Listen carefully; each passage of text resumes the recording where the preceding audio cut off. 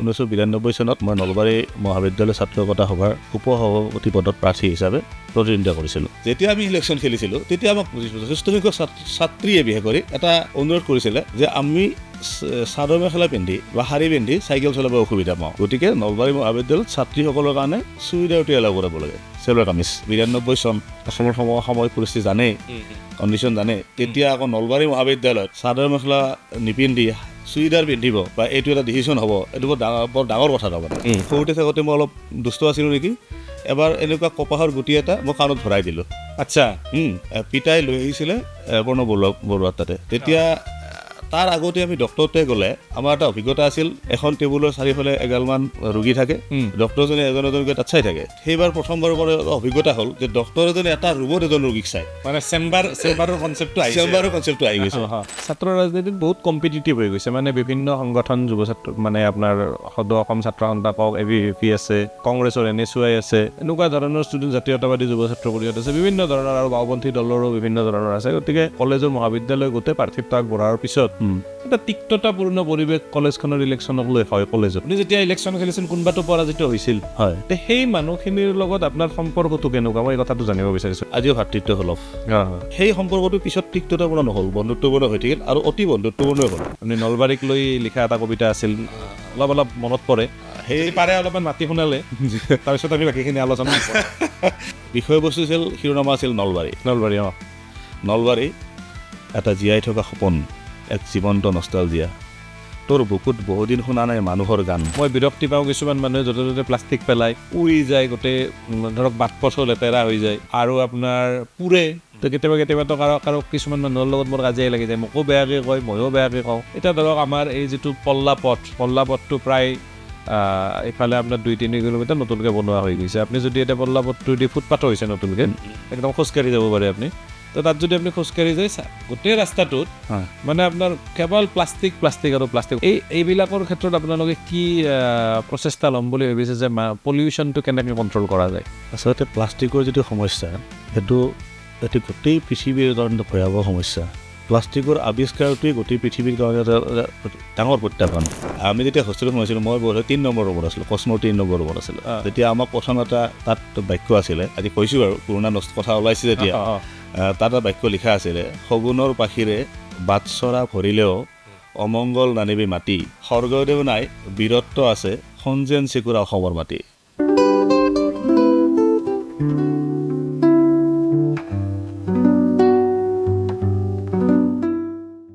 নমস্কাৰ, মই দিগন্ত মিশ্ৰ আৰু আপোনালোকে চাবলৈ আৰম্ভ কৰিছে অসম টাইম কথা বাৰ্তা।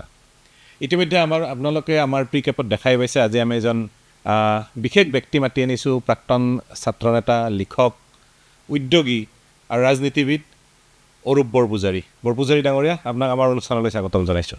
নমস্কাৰ, অসম টাইমলৈ মই ধন্যবাদ জনাইছোঁ আজি অনুষ্ঠানত আপোনালোকে মই নিমন্ত্ৰণ কৰাৰ বাবে। হয়, বৰপূজাৰী ডাঙৰীয়া, মই প্ৰথমতে আপুনিতো ছ'চিয়েল মিডিয়াত যথেষ্ট এক্টিভ, তো প্ৰথম প্ৰশ্নটো মই এইটোৱে কৰিব বিচাৰিছোঁ, আমাৰ এই অনুষ্ঠানটো ইতিমধ্যে আমি কেইবাগৰাকীও আমাৰ এই কথা বাৰ্তা অনুষ্ঠানত অতিথি মাতি আনি তেওঁলোকৰ বিষয়ে কথা পাতিছোঁ। আমাৰ এই অনুষ্ঠানটো আপুনি চাইছে নেকি? চাইছোঁ। হয়, কি চালে আপুনি? মানে মই কেইবাটাখনো চাইছোঁ, বিশেষত নিপা বৰুৱা, প্ৰণৱ বৰুৱাৰ অনুষ্ঠানটো মই দুবাৰো চাইছোঁ আৰু মোৰ ভাল লাগিছে, এইটো যথেষ্ট ভাল লাগিছে মই এইটো অনুষ্ঠান চাই। আৰু যিহেতুকে সেই মানুহজনৰ লগত মোৰ ব্যক্তিগত সম্পৰ্ক এটা স্মৃতি এটা জড়িত আছে। আচ্ছা। আৰু সেইবাবে সেই বস্তু দুবাৰ চালোঁ। চোৱাৰ পিছত মোৰ বহুত পুৰণা কথা মনত পৰিল। আৰু সেই ডক্টৰ বৰুৱা ছাৰে সেইদিনা বহুত ধুনীয়াকৈ তেখেতৰ জীৱন পৰিক্ৰমাটো খুব সুন্দৰভাৱে সাৱলীলভাৱে কথাখিনি কৈছে। আৰু মোৰো ব্যক্তিগত জীৱনত সেনেকুৱা 2-এটা ছেটবেক আছে তেখেতৰ লগত। আচ্ছা। কথাটো এনেকুৱা আছিলে, আমি সৰুতে থাকোঁতে আমাৰ ঘৰত এগৰাকী পেহী আছিলে। স্বাভাৱিকতে মা দেউতাই শিক্ষকতা কৰিছিলে, ঘৰত এজন পেহী এগৰাকী আছিলে আৰু আমাৰ ঘৰত কপাহ গুঠা হৈছিলে। আপোনালোকে জানে চাগে, কপাহৰ যে নেঠা বপুৱে, তাত এই সৰুতে থাকোঁতে মই অলপ দুষ্ট আছিলোঁ নেকি, এবাৰ এনেকুৱা কপাহৰ গুটি এটা মই কাণত ভৰাই দিলোঁ। আচ্ছা। তেতিয়া ENT ঠিক খুব কম আছিলে নলবাৰী চহৰত। আৰু সেই কপাহৰ গুটি কাণত ভৰাই দিয়াৰ পিছত মোৰ পিতা, আমি দেউতাক পিতা বুলি মাতিছিলোঁ, পিতাই লৈ আহিছিলে প্ৰণৱ বৰুৱাৰ তাতে। তেতিয়া তাৰ আগতে আমি ডক্টৰতে গ'লে আমাৰ এটা অভিজ্ঞতা আছিল, এখন টেবুলৰ চাৰিওফালে এগালমান ৰোগী থাকে, ডক্টৰজনে এজন এজনকৈ তাত চাই থাকে। কিন্তু সেইবাৰ প্ৰথমবাৰৰ পৰা অভিজ্ঞতা হ'ল যে ডক্টৰ এজনে এটা ৰুমত এজন ৰোগীক চায়, মানে চেম্বাৰৰ কনচেপ্টটো আহি গৈছে।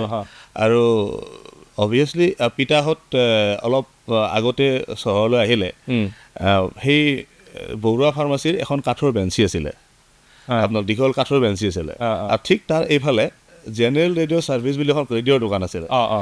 আৰু আমাৰ সেই সময়ত পিতাহঁতৰ এই ৰেডিঅ'টো আছিলে এটা দৈনন্দিন জীৱনত নিত্য নৈমিত্তিক সংগী। ৰেডিঅ'টো কেতিয়াও বেয়া হয়, আৰু পিতাই জেনেৰেল ৰেডিঅ' ছাৰ্ভিচত ৰেডিঅ' ঠিক কৰিব দিয়ে, আৰু এই কাঠৰ বেঞ্চিখনত বহে, আৰু ঠিক তেনেকৈ পিতাহঁতৰ সমসাময়িক 2-3জন শিক্ষক তাত বহে।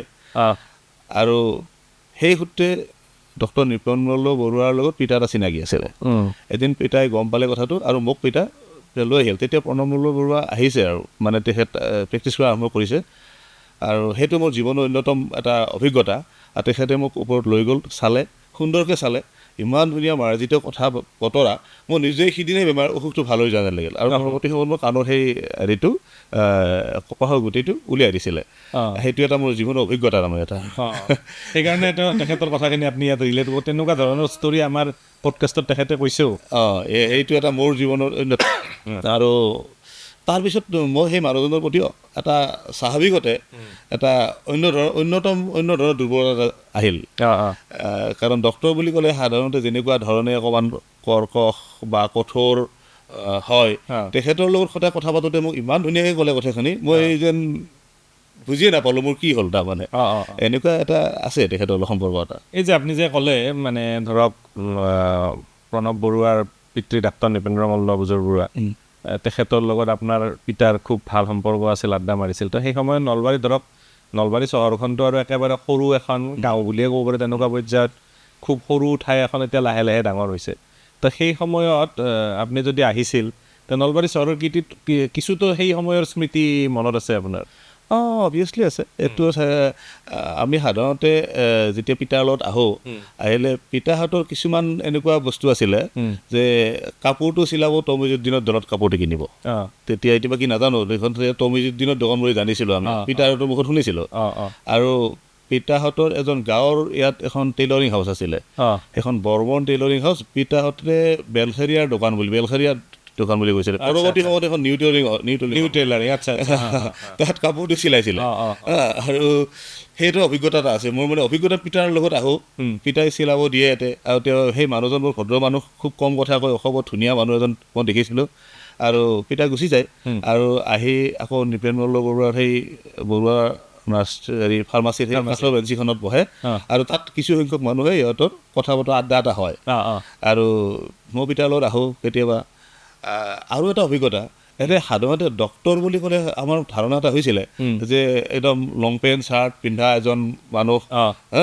কিন্তু মই প্ৰথমবাৰৰ পৰা দেখিলোঁ যে ধুতি চাৰ্ট বগা, শুদ্ধ বগা ধুতি চাৰ্ট পিন্ধা ডক্টৰ বুলি দেখিছিলোঁ যে নৃপেন্দ্ৰ বৰুৱা। হয়, তেখেতৰ যথেষ্ট নলবাৰীখনৰ প্ৰতি তেখেতৰ বহুত যথেষ্ট মানে অৰিহণাও আছে। এই বিষয়ে এইদিনা কথা পাতিছোঁ। মই এতিয়া আৰু এটা কথা, মানে আৰম্ভণিটো আমাৰ যি নহওক, মই পডকাষ্ট অনুষ্ঠানটোক লৈ আৰম্ভ কৰিছিলোঁ, পুৰণা কথাই ওলাই গ'ল। তো এই আপোনালোকৰ মানে পৰিয়ালটোক মানে কিবা ধৰক আপোনালোকৰ নাম তাম্ৰপত্ৰত কিবা লিপিবদ্ধ কৰা এনেকুৱা ধৰণৰ এটা কিবা তাম্ৰপত্ৰ থকাৰ কথা কয়, মই শুনিছোঁ। এই তাম্ৰপত্ৰ আপোনালোকে ক'ৰ পৰা পাইছিল? মানে আপুনিতো পোৱা নাই বাৰু, আপোনাৰ পূৰ্বপুৰুষে পাইছে কেনেকৈ? আচলতে আমাৰ পূৰ্বপুৰুষসকল আছিল বিল্লেশ্বৰ দেৱালয়ৰ দলৈ পৰিয়ালৰ। বিল্লেশ্বৰ দেৱালয় দলৈ পৰিয়ালৰ যেতিয়া মঠ মন্দিৰখিনি আহোম ৰজাসকলে পুনৰ নিৰ্মাণ কৰাইছিলে, আচলতে এইটো নাগক্ষৰজে বনোৱা, আৰু সেইটো হৈছে বহু শতিকা আগৰ। পৰৱৰ্তী সময়ত আহোম ৰজা শিৱসিংহৰ দিনত এইবিলাক পুনৰ নিৰ্মাণ কৰা হৈছিল, আৰু তেতিয়া এই পাইকবিলাকত ইয়াক বিভিন্ন ধৰণৰ উপাধি খিতাপ দিয়া হৈছিলে। আৰু আমাৰ পৰিয়ালটোত মই যিমান দূৰ জানো, মই জানিছোঁ আগতে তেওঁলোকে বোধহয় ভট্টাচাৰ্য লিখিছিলে, টাইটেল মানুহখিনিয়ে উপাধি ভট্টাচাৰ্য লিখিছিলে। মানে আপোনালোকৰ পূৰ্বপুৰুষখিনিয়ে ভট্টাচাৰ্য লিখিছিলে, তাৰপিছত কিছুমানে শৰ্মা লিখে। কিন্তু আমাক সেই সময়ত মন্দিৰৰ পূজা অৰ্চনা কৰাৰ কাৰণে দলৈবিলাকক বৰপূজাৰী খিতাপ দিছিলে, আৰু সেইবাবে আমাৰ পিছৰ প্ৰজন্মটোৱে আমি দেখিলোঁ যে আমি বৰপূজাৰী উপাধি গ্ৰহণ কৰিলোঁ। মানে আপোনালোকৰ যিটো উপাধি এইটো আহোমে দিয়া উপাধি।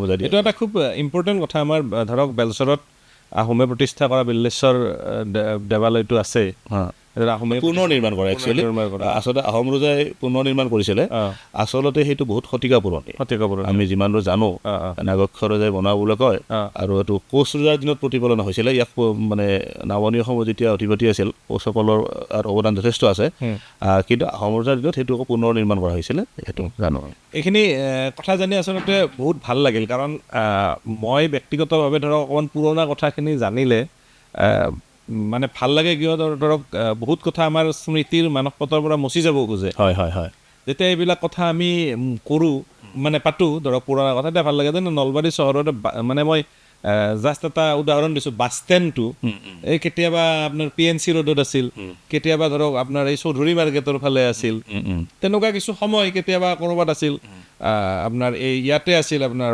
মছজিদ চক আমাৰ হস্পিটেলৰ কাষত তাতো আছিল সেইটো পিছত বাছ ষ্টেণ্ডটো গতি কৰি নলবাৰী চহৰখনৰ উন্নতি হৈছে তেনেকুৱা ধৰণৰ বৃহৎ এখন চহৰলৈকে এতিয়া ৰূপান্তৰ হৈছে তো আপুনি আপোনাৰ বেলশৰৰ কথা ক'লে আপোনালোক অৰিজিনেলি বেলশৰ যদিও পিছত আপোনালোকে বৰমাত গৈ পেলাই থাকিল বাৰু সেইটো প্ৰসংগ আমি কথা পাতিম মই পাতিব খুজিছোঁ যে আপুনি ছাত্ৰ অৱস্থাত বা ছাত্ৰ ৰাজনীতিত আপুনি প্ৰত্যক্ষভাৱে জড়িত হৈ আছিল হয় সদৌ অসম ছাত্ৰ সন্থাৰ লগত বা নলবাৰী জিলা ছাত্ৰ সন্থাৰ লগত আপুনি জড়িত আছিল আৰু তেনেকৈ আপুনি বোধহয় যদি মোৰ ভুল হোৱা নাই 1992 চনমানত চাগে আপুনি নলবাৰী মহাবিদ্যালয় ছাত্ৰ একতা সভাৰ উপসভাপতি হৈছিল হয় হয় তো এই যে ছাত্ৰ ৰাজনীতিৰ লগত যে আপুনি জড়িত থাকিল 1992 চন মানে এটা অতি ভয় লগা সময় ভয়ংকৰ সময় সেই সময়ত আপুনি ছাত্ৰ ৰাজনীতিৰ লগত জড়িত আছে বা নলবাৰী মহাবিদ্যালয়ৰ ছাত্ৰ ছাত্ৰীক আপুনি নেতৃত্ব দিছে হয় সেই সময়ৰ অভিজ্ঞতা আপুনি কেনেকৈ শ্বেয়াৰ কৰিব বিচাৰে আচলতে ক'বলৈ গ'লে অসমৰ ইতিহাসত ৰাজনৈতিক ইতিহাসত বুলি ক'ব লাগিব আধুনিক আমাৰ সমসাময়িক ৰাজনৈতিক ইতিহাসত 90 দশকটো অতি ভয়ংকৰ সময় অসম আন্দোলনৰ পিছৰ পৰ্যায়ত ঠিক আমি অসম আন্দোলনৰ কিছুদিন পিছৰ পৰা আমি ওলাই আহিছোঁ আমি দেখিছোঁ অসমৰ গোটেই অস্থিৰ ৰাজনৈতিক পৰিৱেশ এটা বিৰাজ কৰিছিলে সেই সময়ত 88 চনৰ বড়ো আন্দোলনৰ পিছত লাহে লাহে অন্যান্য শক্তি গা কৰি উঠিল অসমত আৰু স্বাভাৱিকতে অসমৰ সমাজখন কিছু পৰিমাণে অস্থিৰ হৈ গৈছিলে মানুহৰ মুকলি পৰিৱেশ নাছিলে আৰু ঠিক সেই সময়তে 1992 চনত মই নলবাৰী মহাবিদ্যালয় ছাত্ৰ একতা সভাৰ উপসভাপতি পদত প্ৰাৰ্থী হিচাপে প্ৰতিদ্বন্দ্বিতা কৰিছিলোঁ যথেষ্ট প্ৰত্যাহ্বান আছিল স্বাভাৱিকতে নলবাৰী মহাবিদ্যালয়খন যে গ্ৰাম্য কলেজ অসমৰ প্ৰথমখন গ্ৰাম্য কলেজ আৰু আচৰিত ধৰণে ছাত্ৰ ছাত্ৰী আছিল যথেষ্ট বেছি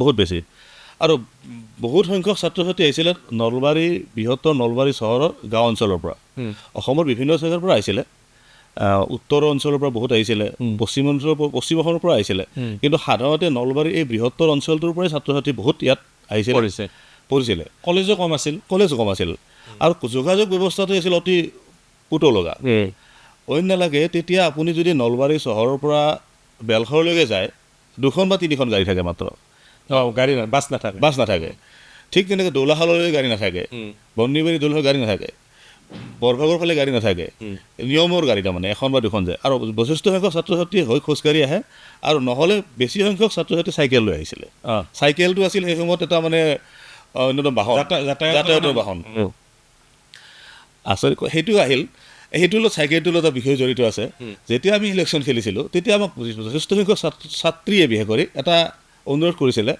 যে আমি চাদৰ মেখেলা পিন্ধি বা শাৰী পিন্ধি চাইকেল চলাব অসুবিধা পাওঁ গতিকে নলবাৰী মহাবিদ্যালয়ত ছাত্ৰীসকলৰ কাৰণে চুইদাৰ এলাও কৰিব লাগে চেলোৱাৰ কামিজ মানে প্ৰৱৰ্তন কৰিব লাগে 92 চন অসমৰ সময় পৰিস্থিতি জানেই কণ্ডিশ্যন জানে তেতিয়া আকৌ নলবাৰী মহাবিদ্যালয়ত চাদৰ মেখেলা নিপিন্ধি চুইদাৰ পিন্ধিব বা এইটো এটা ডিচিশ্যন হ'ব এইটো বৰ ডাঙৰ কথা তাৰমানে যি হওক আমাৰ ইউনিয়ন বডিৰ ডিচিশ্যন হ'ল আমি ল'লোঁ সেই সময়ত জেনেৰেল ছেক্ৰেটাৰী দীপন কলিতা আছিলে আমি ল'লোঁ আৰু সেইটো সিদ্ধান্ত হ'ল এই সিদ্ধান্তৰ বিৰুদ্ধে কিন্তু এটা বিৰোধী মানে এটা হেৰি হ'ল জাগৰণ এটা হ'ল মানে এটা বিশেষ সংগঠনৰ দোহাই দি কিছু সংখ্যক মানুহে আমাক আপত্তি দিলে যে এইটো সম্ভৱ নহয় এইটো অসমীয়া সংস্কৃতিৰ পৰিপন্থী সংস্কৃতি মানে হেৰি হৈ যাব, মানে ধ্বংস হৈ যাব। ধ্বংস হৈ যাব,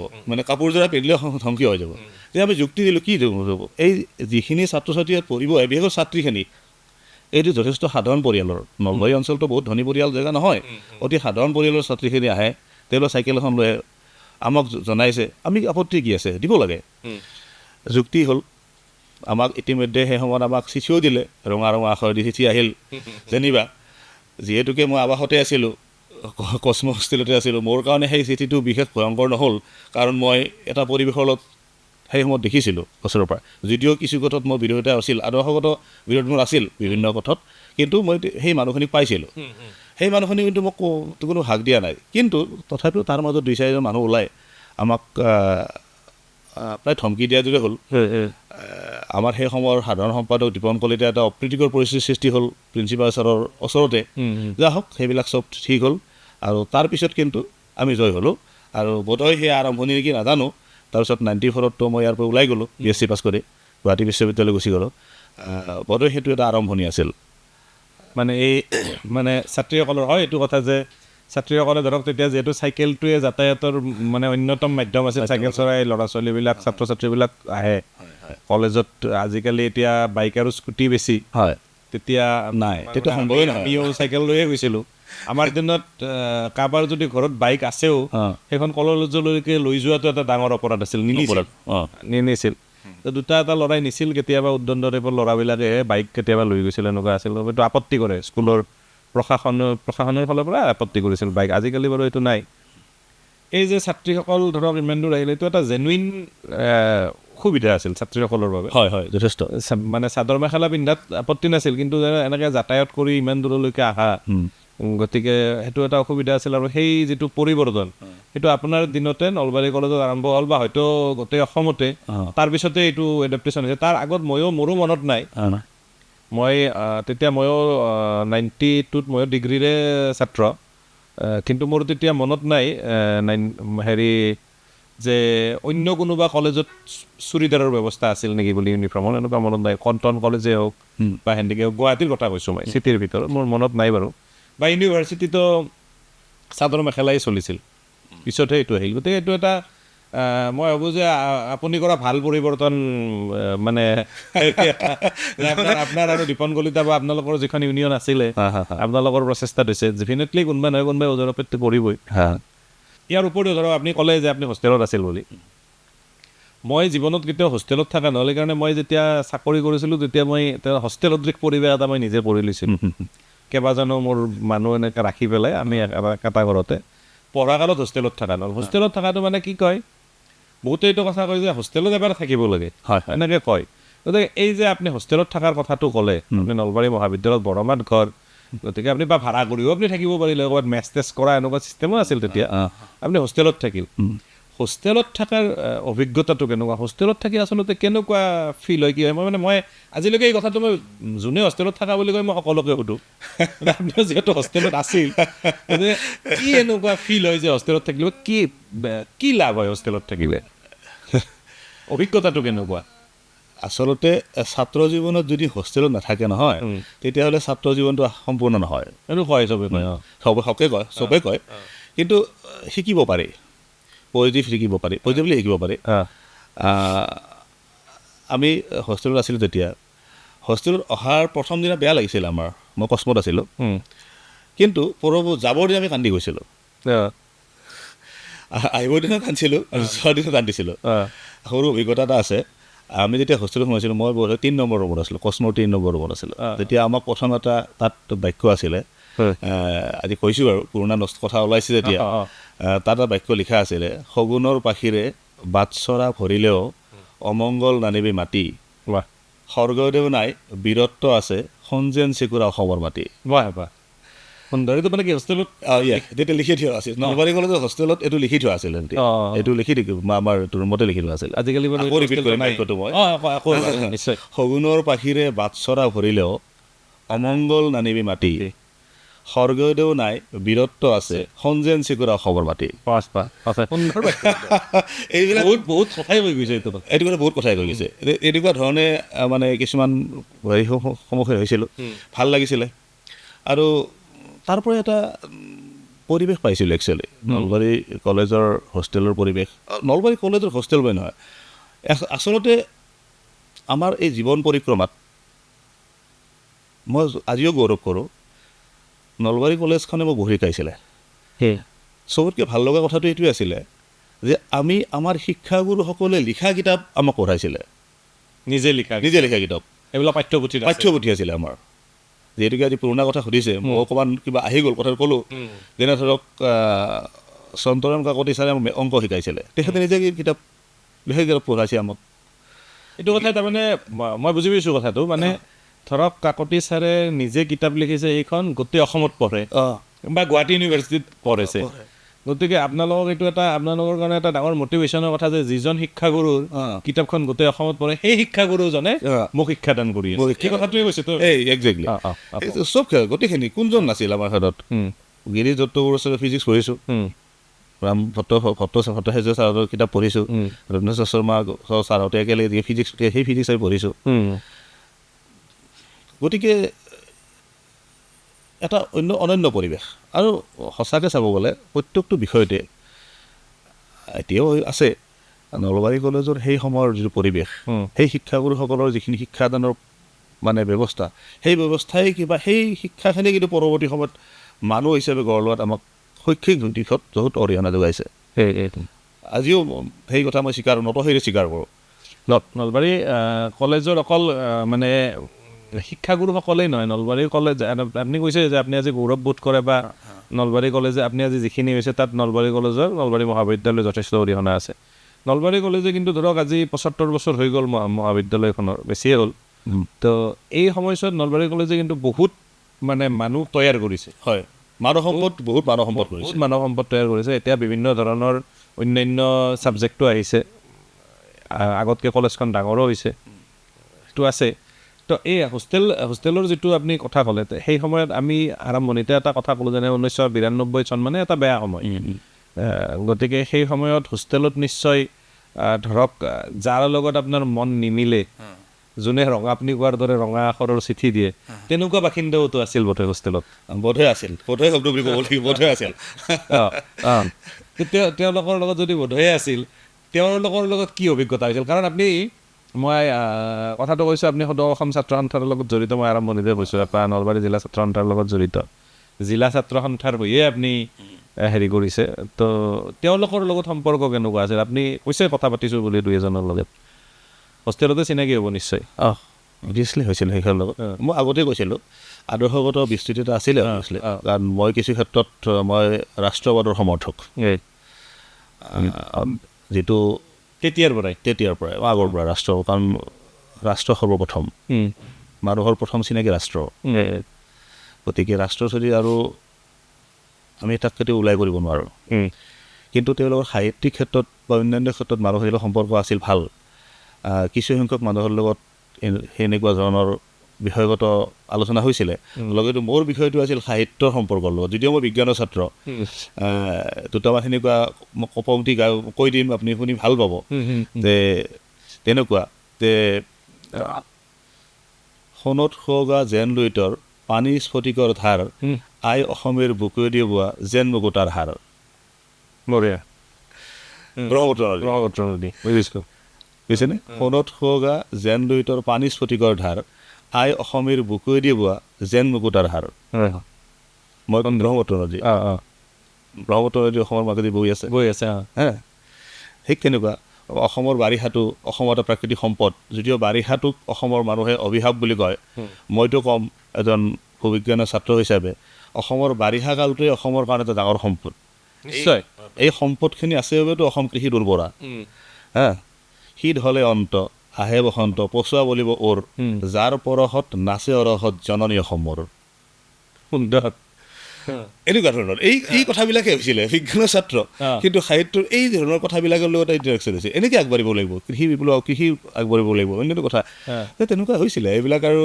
এটা ছাত্ৰ ৰাজনৈতিক নহয় ছাত্ৰ সামাজিক বা সামাজিক দায়বদ্ধ ব্যক্তি হিচাপে এনেকুৱা ধৰণৰ কথাবিলাক হৈছিলে মই আগতে কৈছোঁ এটা কথা যে আদৰ্শগত বস্তু থাকেই কিন্তু মানুহখিনিৰ লগত এটা সৌহাৰ্দ্যপূৰ্ণ বন্ধুত্বমূলক সম্পৰ্ক আছিল তেতিয়া আছিলে পৰৱৰ্তী সময়তো আছিলে সেইটো তো এই মানে এটা কথা মোৰ আমাৰ আলোচনাটো আগবাঢ়ি গৈ থাকিব বাৰু, কিন্তু মই আপুনি ক'লে যে আপুনি ৰাষ্ট্ৰবাদী চিন্তাধাৰা আছিল আপোনাৰ সেই কলেজীয়া দিনতে। আপুনি অসম আন্দোলনো দেখিছে বা অসম আন্দোলনত নিশ্চয় এদিন দুদিন হ'লেও আপুনি কিবা টিকেটিঙত গৈছোঁ অলপ। কাৰণ 92 চনত আপুনি হৈছে মানে 85 চনত অসম আন্দোলন মানে অসম চুক্তি হৈছিল, গতিকে দেখিছে, আমিও দেখিছোঁ। মই এইটো কথা ক'ব বিচাৰিছোঁ যে আপুনি সদৌ অসম ছাত্ৰ সন্থাৰ লগত যে জড়িত আছিল, আপুনি যেতিয়া নলবাৰী মহাবিদ্যালয়ত আপুনি উপ-সভাপতি নিৰ্বাচন খেলিলে, তেতিয়া আপুনি ছাত্ৰ সন্থাৰ হৈয়ে মানে ছাত্ৰ সন্থাৰ টিকট বুলিয়ে ক'লোঁ দিয়কচোন, ছাত্ৰ সন্থাৰ টিকটতে আপুনি ইলেকশ্যন খেলিছে আৰু আপোনাৰ প্ৰতিদ্বন্দ্বী আন্দোলন আছিল বোধহয় আন কোনোবা আম্বাগানৰ পৰা। ঠিক তেনেকৈ নাছিল। একচুৱেলি আমাৰ সেইবাৰ যথেষ্ট সংখ্যক কেইবাজনো প্ৰাৰ্থী আছিলে। তেতিয়া এইটো অ'পেন কৰি দিয়া হৈছিলে, আচ্ছা, যিজনে যোগ্য হ'ব সাধাৰণ ছাত্ৰসকলে যাক নিৰ্বাচিত কৰিব, আৰু তেওঁৱে নিৰ্বাচিত। যথেষ্ট টাফ নিৰ্বাচন হৈছিলে। গতিকে সেইটোত ছাত্ৰ সন্থাৰ ফালৰ পৰা পোনপটীয়াকৈ তেতিয়া প্ৰাৰ্থিত্ব দিয়া নাছিলে আমাক। তাৰমানে সমৰ্থন আছিল, ছাত্ৰ সন্থাৰ এজন কৰ্মী হিচাপে বা এজন সমৰ্থন আছিল, কিন্তু সেইটো অ'পেন কৰি দিছিলে। এতিয়াও মনত মই এই কথাটো কিয় সুধিছোঁ যে বৰ্তমান ছাত্ৰ ৰাজনীতিত বহুত কম্পিটিটিভ হৈ গৈছে, মানে বিভিন্ন সংগঠন যুৱ ছাত্ৰ মানে আপোনাৰ সদৌ অসম ছাত্ৰ সন্থা কওক, ABVP আছে, ধৰক কংগ্ৰেছৰ NSY আছে, এনেকুৱা ধৰণৰ ষ্টুডেণ্ট জাতীয়তাবাদী যুৱ ছাত্ৰ পৰিষদ আছে, বিভিন্ন ধৰণৰ আৰু বাওঁপন্থী দলৰো বিভিন্ন ধৰণৰ আছে। গতিকে নিৰ্বাচনত প্ৰত্যেকটো সংগঠনৰে কলেজৰ মহাবিদ্যালয় গোটেই প্ৰাৰ্থিত্ব আগবঢ়াৰ পিছত এটা তিক্ততাপূৰ্ণ পৰিৱেশ কলেজখনৰ ইলেকশ্যনক লৈ হয় কলেজত।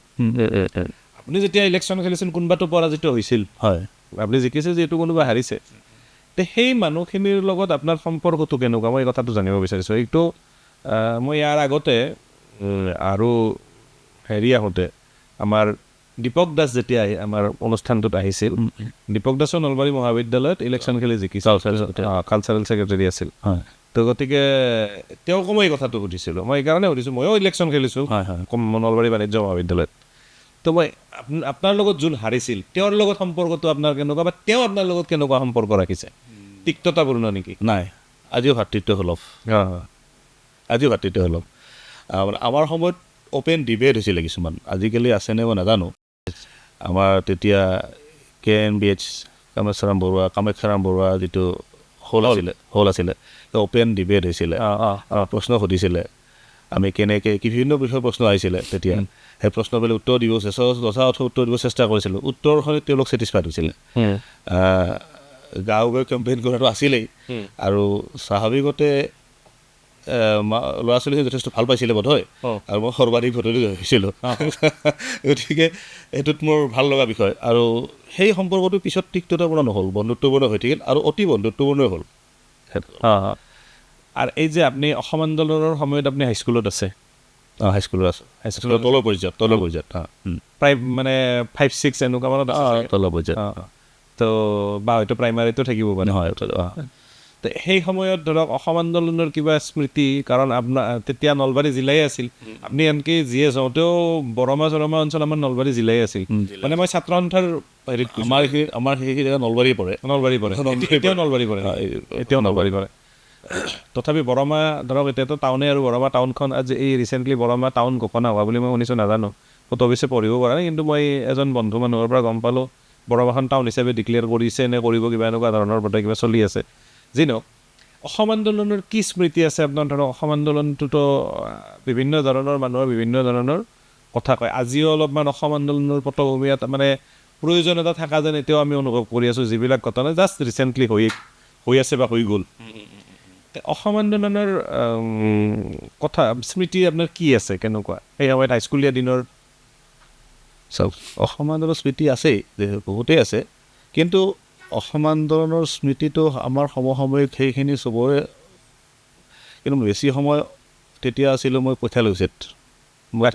কৈঠালকুছিত মোৰ জেঠীহঁতৰ ঘৰ, আৰু তেতিয়া মই জেঠীহঁতৰ ঘৰত আছিলোঁ, জেঠাইহঁতৰ ঘৰ, মই তাত আছিলোঁ।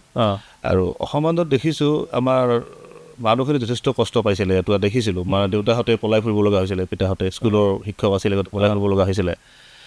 সেইটো আৰু মই বিশ্লেষণ নকৰোঁ কি আছে, কিন্তু অসম আন্দোলনৰ পৰৱৰ্তী সময়ৰ যিটো এফেক্ট, আপুনি যিটো কৈছে সাম্প্ৰতিক সময়ৰ যিটো প্ৰভাৱ, অসম আন্দোলনৰ পৰৱৰ্তী সময়ত কিন্তু তাৰ সঠিক মূল্যায়ন নহ'ল মূল্যায়ন মানে তাত সঠিকভাৱে ৰূপায়ণ নহ'ল যদি অসম চুক্তি অনুসৰি বা অসম চুক্তিৰ গোটেই ব্যৱস্থাখিনি যদি সঠিকভাৱে ৰূপায়ণ হ'লহেঁতেন বা পিছত আমি গম পাইছোঁ সেই সময়ৰ সদৌ অসম ছাত্ৰ সন্থাৰ বিষয়ববীয়াসকলে প্ৰথম পৰ্যায়তে যদি এই কথাটো মানি ল'লেহেঁতেন কাৰণ এই ক্ষেত্ৰত মই টিপ্পনী বেছি নকৰিম কাৰণ আজি বিষয়টোৰ লগত সেইটো সম্পৰ্ক নাথাকিব হেঁতেন তেতিয়াহ'লে হয়তো অসমৰ গোটেই ৰাজনৈতিক চিনাৰীখন অন্য ধৰণে চেঞ্জ হৈ গ'লহেঁতেন মই এজন সাধাৰণ নাগৰিক হিচাপে আজিৰ এটা ৰাজনৈতিক দলৰ ব্যক্তি হিচাপে সেইখিনি কৈছোঁ মই অনুভৱ কৰোঁ কথাখিনি গতিকে কিন্তু অসম আন্দোলনৰ প্ৰয়োজনীয়তা আছিল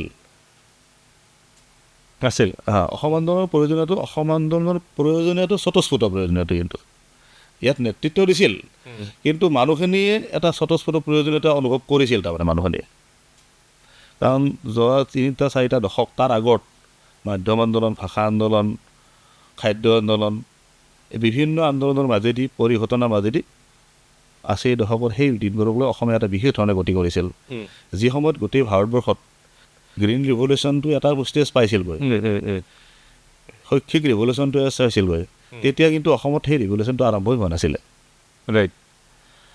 মোৰ দৃষ্টিত গতিকে এই অসম আন্দোলনৰ মাজেদি কিন্তু অসমীয়া মানুহে কিছু শিকিছিল তাৰমানে যদিও তাৰ ফলাফলটো ইতিবাচক নেতিবাচক মই সেইখন নকওঁ বিষয়ে নকওঁ কিন্তু প্ৰয়োজনীয়তা আছিল তাৰে পিছত আপুনি জানে অসমৰ সমাজ ব্যৱস্থা কি হৈ গ'ল সেইটো এটা অন্যতম বিষয় যাৰ কাৰণে আমি বহুত নিজৰ মানুহ হেৰাব লগা হ'ল যোৱা 2-3টা দশকত সেইটো বৰ পেথেটিক সেইটো কেতিয়াও নিবিচাৰে কোনো মানুহে আৰু সেইটো হোৱা উচিত নাছিল এটা ভুল সিদ্ধান্ত ভুল দৰ্শনৰ মাজত গোটেই জাতিটোৰ ফালে গুচি গ'ল যাৰ কাৰণে আজিও আমি ভোগ কৰি আছোঁ কিছুমান কথা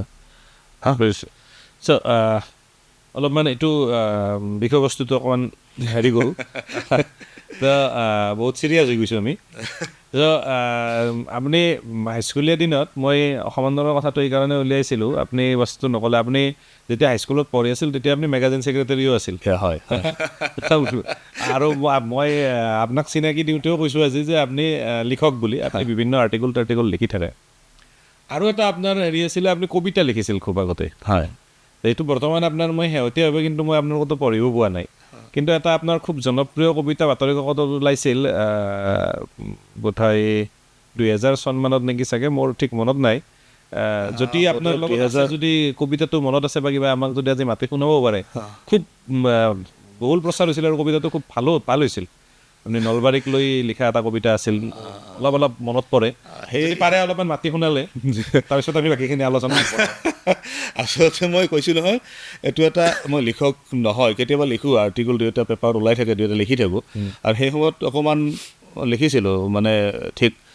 লিখাটো স্বতঃস্ফূৰ্ত বস্তু আহি যায় বোধহয় 2022 এপ্ৰিল মানত প্ৰকাশ এটা হৈছিলে 2000 চনৰ 22 এপ্ৰিল মানত প্ৰকাশ এটা দৈনিক অগ্ৰগতিত 2000 চনতে ন 2000 চনতে মেমৰিটো বেয়া নহয় 2000 চনত প্ৰকাশ হৈছিল সেই কবিতাটো অলপ বিখ্যাত হৈছিল বুলি কয় আৰু বহুতে আবৃত্তিও কৰিছিলে সেই কৰিছিল তেখেতে নহয় কিছু সংখ্যক হয়তো মনত আছে মই কৈ দিব পাৰিম মাতি দিছোঁ বাৰু কিন্তু মই অলপ ভুলো হ'ব পাৰে কাৰণ আকৌ মাজৰ চৰ্চাখানিত মোৰ এই হৈ গ'ল অলপ জটি পৰিলে একচুৱেলি গতিকে আপুনি কৈছে কৈ দিছোঁ বিষয়বস্তু আছিল শিৰোনামা আছিল নলবাৰী এটা জীয়াই থকা সপোন এক জীৱন্ত নষ্টালজিয়া তোৰ বুকুত বহুদিন শুনা নাই মানুহৰ গান একেলগে পঢ়া নাই পাঠশালাৰ ধাৰাপাঠ কোনো বিদ্যা বিনোদ অথবা কাব্যতীৰ্থৰ পৰা উচ্চাৰিত হোৱা নাই বিদ্যা বিনয়তে অমৃতম মন্থিত সাগৰৰ পৰা উদ্গিৰিত হোৱা নাই গৰলৰ পিছৰ অমৃত নীলকণ্ঠ হোৱা নাই কোনো দেৱতা কোনো কমৰেডে বোধহয় বহুদিন ভবা নাই ভাঙি গঢ়াৰ কথা নলবাৰী তোৰ বধিবৃক্ষৰ তলেৰে জাপাৰ গুচি আৰু মালিগুচিৰ মেজবোৰলৈ বহুদিন যোৱা নাই প্ৰাণ পাই উঠা নাই কোচমৰ তিনি অথবা বিলাস ভৱনৰ চাৰি আমি হোষ্টেলত আছিলোঁ সেই সময়ত মইনপুৰলৈ যোৱাৰ বাটত বহুদিন দিয়া নাই হৃদয়ৰ বিজ্ঞাপন নলবাৰী এটা জীয়াই থকা সপোন এক জীৱন্ত নষ্টালজিয়া পাগলা দিয়া নলবাৰী জীৱনৰ আয়ুস ৰেখা পাগলা দিয়া অৱবাহিকাটো তইচোন বহুদিন পাগল হোৱা নাই তোৰ বুকুত এতিয়াও বিচাৰিব লাগেনে উভতনি সতত যোৱা জীৱনৰ পাঞ্চৈ অথবা নানকাৰ ভৈৰাত হৃদয়ৰ বা লাগি বাওহাতে যোৱা কবিজনৰ ঘৰত কবিতাৰ নিচাত মাতাল হোৱা নাই বহুদিন বাহ নাট্য মন্দিৰত কোনো শীতাৰ্ত নিশা একেলগে দেখা নাই ইনক্লাব কোনো জীৱন্ত নাটক বাহজেনী অথবা বৰমাত বহুদিন পোৱা নাই দিগন্ত প্ৰসাৰী যোৱা দেওলগা ঘোঁৰা বৰমছজিদৰ ফজিৰৰ আজানত গৰ্ডনৰ ট্ৰেকত দৌৰা নাই কোনো জাতিৰ সম্পদ অথবা দেশৰ গৌৰৱ সত্ৰৰ বাটচৰাত শ্ৰীমানেও বোধহয় বহুদিন পঢ়া নাই কৌটিল্যৰ অৰ্থশাস্ত্ৰ হাতখলা পুখুৰীৰ পাৰত বহুদিন দেখা নাই প্ৰতিবাদৰ মিছিল প্ৰসন্নয়নে শিকাই দিয়া নাই জাতীয়তাবাদৰ গুপুত মন্ত্ৰ আদ্যশিল্পীৰ তুলিকাত ধৰা দিয়া নাই সৃষ্টিৰ গৈনিকা নতুবা সৃষ্টিৰ নতুন সূৰ্য নলবাৰী এটা জীয়াই থকা সপোন এক জীৱন্ত নষ্টালজিয়া তোৰ বক্ষত আকৌ সৃষ্টি হ'বনে নন্দন তত্ত্ব পাশ্য আৰু পাশ্চাত্য জাতিটো জীয়াই থকাৰ মানুহ জীয়াই থকাৰ গুপুত মন্ত্ৰ বঢ়িয়া সেইটো সময়ত এইটো কবিতাটো তাৰমানে আপুনি মাতি দিওঁতে মোৰ লাহে লাহে মনত পৰিছে কথাটো বাৰু কিন্তু ইমান ভাল হৈছিল কবিতাটো আবৃত্তি কৰিব বৰ খুব মানে সুবিধা যথেষ্ট সংখ্যক আবৃত্তি কৰিছিলে বহুত সুবিধাজনক আৰু এই কবিতাটোত আপুনি কেইবাজনো মানে মই শব্দটো কি ক'ম ধৰিব পৰা নাই উৎকৃষ্টই ক'ম নে উত্তমে ক'ম নে তেওঁলোকক কি বুলি ক'ম তেনেকুৱা নলবৰীয়াৰ আপুনি মানে নাম আপুনি উল্লেখ কৰিছে শ্ৰীমান বুলি কৈছে আপুনি নিশ্চয় শ্ৰীমান প্ৰফুল্ল গোস্বামী অভিয়াছলি তো এনেকুৱা বহুত নলবৰীয়া আছে যোনে নলবাৰীৰ কাৰণে নহয় অসমৰ কাৰণে নহয় ভাৰতবৰ্ষৰ কাৰণে অৱদান দি থৈ গৈছে হয় শ্ৰীমান প্ৰফুল্ল গোস্বামীৰ কথাও আমি ক'ব পাৰোঁ হয় বহুত আছে নলবাৰীৰ সমাজ জীৱনত এইখন প্ৰজ্ঞানগৰ এই প্ৰজ্ঞানগৰত বহুত এনে পাশ্চাত্যবিদৰ জন্ম হৈছিলে আৰু তেওঁলোকে বহুত অৱদান দি গৈছে অসমৰ সমাজ জীৱনত আপুনি আগৰ পৰাতো আছেই যি সময়ত ভাৰত তত্ত্বৰ লিখক ভাৰত কোষ ইয়াত সৃষ্টি হৈছিলে নন্দন দত্ত পাশ্চাত্য ঠিক তেনেকৈ গুৱাহাটী বিশ্ববিদ্যালয়ৰ প্ৰথম শ্ৰীমা শৰৎ গোস্বামীৰ কথা ক'বই নালাগে কি সাহিত্য সম্পাদক তেখেতটো সাহিত্য সভাৰ সভাপতি হোৱাই কথা আছিল সভাপতি হোৱাৰ কথা আছিল সেই সময়ত বিশেষ কিবা এটা কাৰণত যি সময়ত অসম সাহিত্য সভা কৰি ৰখাৰ স্বাৰ্থতে তেওঁ চেক্ৰিফাইচ কৰিলে একচুৱেলি আমি জানো এইখিনি কথা এইখিনি যিখিনি জনাই জানেই তাৰ পৰৱৰ্তী সময়ত আপোনাৰ গুৱাহাটী বিশ্ববিদ্যালয়ৰ rector H P Das sir নলবাৰীৰ মণিদাসৰ ল'ৰা শিক্ষাবিদ মণিৰাম দাসৰ ল'ৰা তেখেত লণ্ডনৰ অক্সফৰ্ড ইউনিভাৰ্চিটিত PhD কৰিছিলে তেখেতৰ যিখন বায়'ডাইভাৰ্চিটিৰ ওপৰত যিখন গ্ৰন্থ বোধহয় এখন অভাৱনীয় অতুলনীয় গ্ৰন্থ আজি তেখেতৰ বহুত উদাহৰণ আছে মই এতিয়া বহুত নলবৰীয়া আছে যোনে মানে নলবৰীয়া বুলি কোৱাৰ কাৰণ মানে গৌৰৱ লোৱাৰ সুবিধা আমাক দিছে বহুত আছে অগণন আছে আৰু সৃষ্টিও আছে যথেষ্ট সৃষ্টিসকলৰ সৃষ্টি আছে মহামহিবাধ্য ধীৰেশ্বৰ আচাৰ্য ক'বই নালাগে নলবাৰীৰ এটা পৰিচয় বহুত অগণন আছে সংস্কৃত সাহিত্যৰ পৃথভূমি অলপতে কেইবাখন সংস্কৃত গ্ৰন্থ প্ৰকাশ পাইছেই গতিকে নৱদ্বীপ এইখন নৱদ্বীপ গতিকে আৰু স্ত্ৰী শিক্ষাৰ বাটকটীয়া আচলতে নলবাৰীতে আৰম্ভ হৈছিলে কিন্তু প্ৰচাৰটো যদিও বিভিন্ন জেগাত গুচি গ'ল পাগলা দিয়া অৱবাহিকাৰ পৰা দিশৌ হৈ কলম হৈ দিশলৈকে গুচি গ'ল স্ত্ৰী শিক্ষাৰ বাটকটীয়া সেইফালে বুলি কিন্তু স্ত্ৰী শিক্ষাৰ বাটকটীয়া আৰম্ভ হৈছিল নলবাৰীতে যোৱাটো দশকত 30ৰ দশকত যেতিয়া নলবাৰীত স্ত্ৰী শিক্ষাৰ অনুষ্ঠান আৰম্ভ হৈছিলে ভৱদেৱ ভাগৱতীৰ নিচিনা পাশ্চাত্যবিদ পণ্ডিতৰ নেতৃত্বত উৎসাহত গতিকে সেইটো অলপ উল্লেখযোগ্য ঘটনা সেইবিলাক কথা আছে তেনেকুৱা বহুত কথা উদাহৰণে আছে হয় মই কৈছোঁৱে নাই যে পুৰণা কথা জানি বা এই পুৰণা মানুহবিলাক তেখেতসকলে কৰি যোৱা কামখিনি স্মৃতি ৰোমন্থন কৰি বহুত ভাল লাগে এতিয়া মই আপোনাৰ এটা ব্যক্তিগত কথা মই জানিব খুজিছোঁ আপুনি আৰম্ভণিত কৈছেও আপোনাৰ পিতৃ আৰু মাতৃ দুয়োগৰাকী শিক্ষক আছিল শিক্ষাব্ৰতৰ লগত তেখেতসকল জড়িত আছিল গতিকে তেনেকুৱা এটা পৰিয়ালৰ পৰা আহি আপুনি কোৱালিফাইড কিন্তু আপুনি শিক্ষক কিয় নহ'ল শিক্ষক হ'ব লাগিছিল মানে আপোনাৰ কথা বতৰা আপুনি যিখিনি মানুহৰ ৰেফাৰেঞ্চ টানি আনে বা যিমানখিনি পঢ়িছে গতিকে মই ভাবিছোঁ যে আপুনি শিক্ষক হিচাপে বৰ আপোনাক মানে চাই ভাল লাগিল যে শিক্ষক গৌৰৱ বৰপূজাৰী ধন্যবাদ আচলতে মই আটাইতকৈ সন্মান কৰা বৃত্তি হ'ল শিক্ষক কাৰণ শিক্ষকসকল সমাজৰ চালিকা শক্তি এখন সমাজ গঢ়ে শিক্ষকসকলে, মাৰ পিতাৰ পিছতে শিক্ষকসকল। গতিকে সেই বৃত্তিটোৰ প্ৰতি স্বভাৱগতভাৱে, যিহেতুকে মোৰ মই পিতা বুলি মাতিছিলোঁ, পিতা মা দুয়ো শিক্ষক শিক্ষয়িত্ৰী আছিলে, মোৰ গোটেইখিনি শিক্ষক, মোৰ ককা দেউতাও তলৰ শিক্ষক আছিলে। গতিকে কিন্তু মই কিয় শিক্ষক নহ'লোঁ, প্ৰশ্নটো সেইটোৱে। আচলতে 90 দশকৰ সেই জটিল সামাজিক আৰু ৰাজনৈতিক পৰিস্থিতিৰ মাজেৰে যিসকল মানুহ পাৰ হৈ আহিছে, সেইসকল মানুহে জানে যে আমাৰ সমসাময়িক সময়খিনিত প্ৰতিষ্ঠাৰ যিটো যুঁজ আছিল যথেষ্ট ভয়াৱহ আছিল, যথেষ্ট ভয়াৱহ আছিল। আপুনিও জানে, আপুনিও দেখি নিশ্চয় আভাস পাইছে, চাৰিওফালে অৰাজক, চৰকাৰী চাকৰি আজৰি আনিব লাগিছিলে বিভিন্ন প্ৰক্ৰিয়াৰ মাজেৰে, বুজি পাইছে? চাকৰি পোৱা নহৈছিলে, চাকৰি আপুনি কাঢ়ি আনিব লাগিব, সি লাগে শিক্ষকে হওক, অন্য ব্যক্তিৰে হওক, প্ৰশাসনিক বিষয়াই হওক। গতিকে এই এটা ভয়াৱহ সময় আছিল এইখিনি।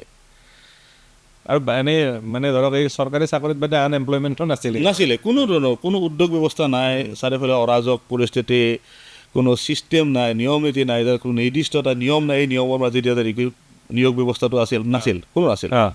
অসমৰ এই গোটেই ব্যৱস্থাটো পিছত পৰিৱৰ্তন হৈছে, 2004-2005 পিছত লাহে লাহে পৰিৱৰ্তন হ'ব ধৰিছে, লাহে লাহে এই পৰিৱৰ্তনটো আহিছে। গতিকে তেতিয়া অৱধাৰিতভাৱে আমাৰো চিন্তা এটা হ'ল যে কি কৰিম। এইটো নহয় যে চাকৰি এটাক বেয়া পাই মই এই বৃত্তি ল'ব খোজা নাছিলোঁ, কিন্তু মোৰ এটা মনত এটা চেলেঞ্জ এটা হ'ল যে মই নিজা বৃত্তি ল'ম, আৰু সেইবাবে মই এজন উদ্যোগী হিচাপে জীৱনটো আৰম্ভ কৰিছিলোঁ। আৰু মোৰ ইচ্ছা আছিল মোৰ লগতে 2-4জন মানুহক হয়তো সংস্থাপন দিব পাৰিম, আৰু সেই চেষ্টাও কৰিছোঁ। বিগত পিছত যেতিয়া মই নলবাৰী মহাবিদ্যালয়ৰ পৰা ওলাই গ'লোঁ, ওলাই যোৱাৰ পিছৰ পৰা আজি পৰ্যন্ত সেইখিনি মানুহৰ লগত একেলগে আছোঁ, চাৰিটা পৰিয়ালৰ লগত। সেইটোৱে মোৰ জীৱনৰ আটাইতকৈ অন্যতম এটা কি ক'ম, এটা ছেটিছফেকশ্যন বুলি ক'ব পাৰে, আত্মতৃপ্তি বুলি ক'ব পাৰে। মানে কামটো কৰি যদি আপুনি মানে নিজে যদি ধৰক সন্তুষ্ট হয়, তেতিয়াহ'লে সেইটো কাম কৰি বেছি ভাল লাগে। হয়, সেইটো কথা হয়েই বাৰু। আচ্ছা, মই কামৰ কথাটোলৈকে আহিম। আপুনি এজ এ এণ্টাৰপ্ৰেনিয়ৰ, এজ এ উদ্যোগী আপুনি বহুত কাম কৰিছে, এইটো কথা আমি ভালকৈ পাতিম। কিন্তু পতাৰ আগতে মই অকণমান গুৱাহাটী বিশ্ববিদ্যালয় ফুৰি আহিব বিচাৰিছোঁ আপোনাৰ লগত। কাৰণ কিয়, গুৱাহাটী বিশ্ববিদ্যালয়তো আপুনি যথেষ্ট জনপ্ৰিয় আছিল। আপুনি তাতে এজ এ জেনেৰেল ছেক্ৰেটাৰী আপুনি নিৰ্বাচিত হৈছে। তো এই গুৱাহাটী বিশ্ববিদ্যালয়ত যেনেকৈ আপোনাৰ নলবাৰী মহাবিদ্যালয়ৰ ভাইচ প্ৰেছিডেণ্ট থাকোঁতে ছাত্ৰ একতা সভাত আপুনি এটা ডাঙৰ অন্ততঃ আপোনালোকে ইউনিয়নখনে কাম কৰিছিল এই ছাত্ৰীৰ ইউনিফৰ্মৰ কথাটো। ইউনিফৰ্ম ঠিক নহয়, ড্ৰেছৰ কথাটো। ইউনিফৰ্ম তেতিয়াতো হোৱা নাছিল, ড্ৰেছৰ কথাটো যে চুৰিদাৰ পিন্ধিব পাৰিব, এই কথাটো আপোনালোকৰ দিনৰ পৰাই লাহে লাহে পৰিৱৰ্তন হৈছিল বা ইমপ্লিমেণ্ট হৈছিল। ইউনিভাৰ্চিটিৰ জেনেৰেল ছেক্ৰেটাৰী হিচাপে যি এবছৰ আপুনি কাৰ্যনিৰ্বাহ কৰিছে, কম সময় আচলতে, এবছৰটো বহুত সময় নহয়। তো সেই এবছৰীয়া কাৰ্যকালত আপুনি এনেকুৱা কি আপোনাৰ ধৰক প্ৰচেষ্টা লৈছিল বা কি এনেকুৱা কাম এটা কৰিছিল যিটোৱে আজি আপোনাক গৌৰৱান্বিত কৰে যে মই জি এছ থাকোঁতে এই কামটো দিছিল? আচলতে গুৱাহাটী বিশ্ববিদ্যালয়খন বিশাল মহাসাগৰ। অসমৰ ছাত্ৰ ৰাজনীতি বুলি নহয়, অসমৰ ছাত্ৰ ৰাজনীতিয়ে নহয়, অসমৰ বিভিন্ন ৰাজনৈতিক কমাৰশালা এখন, ৰাজনীতিৰ কমাৰশালা এখন। গতিকে গুৱাহাটী বিশ্ববিদ্যালয়ত যেতিয়া ছাত্ৰ সন্থাৰ সাধাৰণ সম্পাদক হিচাপে নিৰ্বাচিত হ'লোঁ, এইটো 95 চনৰ মে' মাহৰ 23 মে' বছৰলৈ। ঠিক তাৰ কিছুদিন আগতে বোধহয় পৰাগ দাসৰ হত্যাকাণ্ড হৈছিলে। পৰাগ দাসৰ হত্যাকাণ্ডৰ কিছুদিন পিছতে যি নহওক কিয়, তেতিয়া AGP চৰকাৰ দ্বিতীয়টো কাৰ্যকাল, আমি কাৰ্যভাৰ ল'লোঁ। কাৰ্যভাৰ লোৱাৰ পিছত লাহে লাহে দেখিলোঁ যে অৰ্থনৈতিকভাৱে সেই সময়ত অৱস্থা খুব ভাল নহয়, আৰু বিশেষতঃ উচ্চ শিক্ষাৰ ক্ষেত্ৰত মানে পুঁজিৰ অভাৱ, এটা চাৰিওফালে পুঁজিৰ অভাৱ বিৰাজ কৰিছিলে। তেতিয়াই আমি স্নাতকোত্তৰ ছাত্ৰ সন্থাৰ সেই সময়ৰ ইউনিয়ন বডিৰে সিদ্ধান্ত গ্ৰহণ কৰিলোঁ যে আমি এটা কিবা অল্টাৰনেটিভ ব্যৱস্থা কৰিব পাৰোঁ নেকি শিক্ষাৰ ক্ষেত্ৰত, শিক্ষাৰ পেকেজৰ ক্ষেত্ৰত। আৰু তেতিয়া জয়ন্ত মাধৱ আছিলে অসমৰ বিশিষ্ট অৰ্থনীতিবিদ, ডক্টৰ জয়ন্ত মাধৱ ছাৰ, তেখেতৰ ওচৰত আমি গ'লোঁ।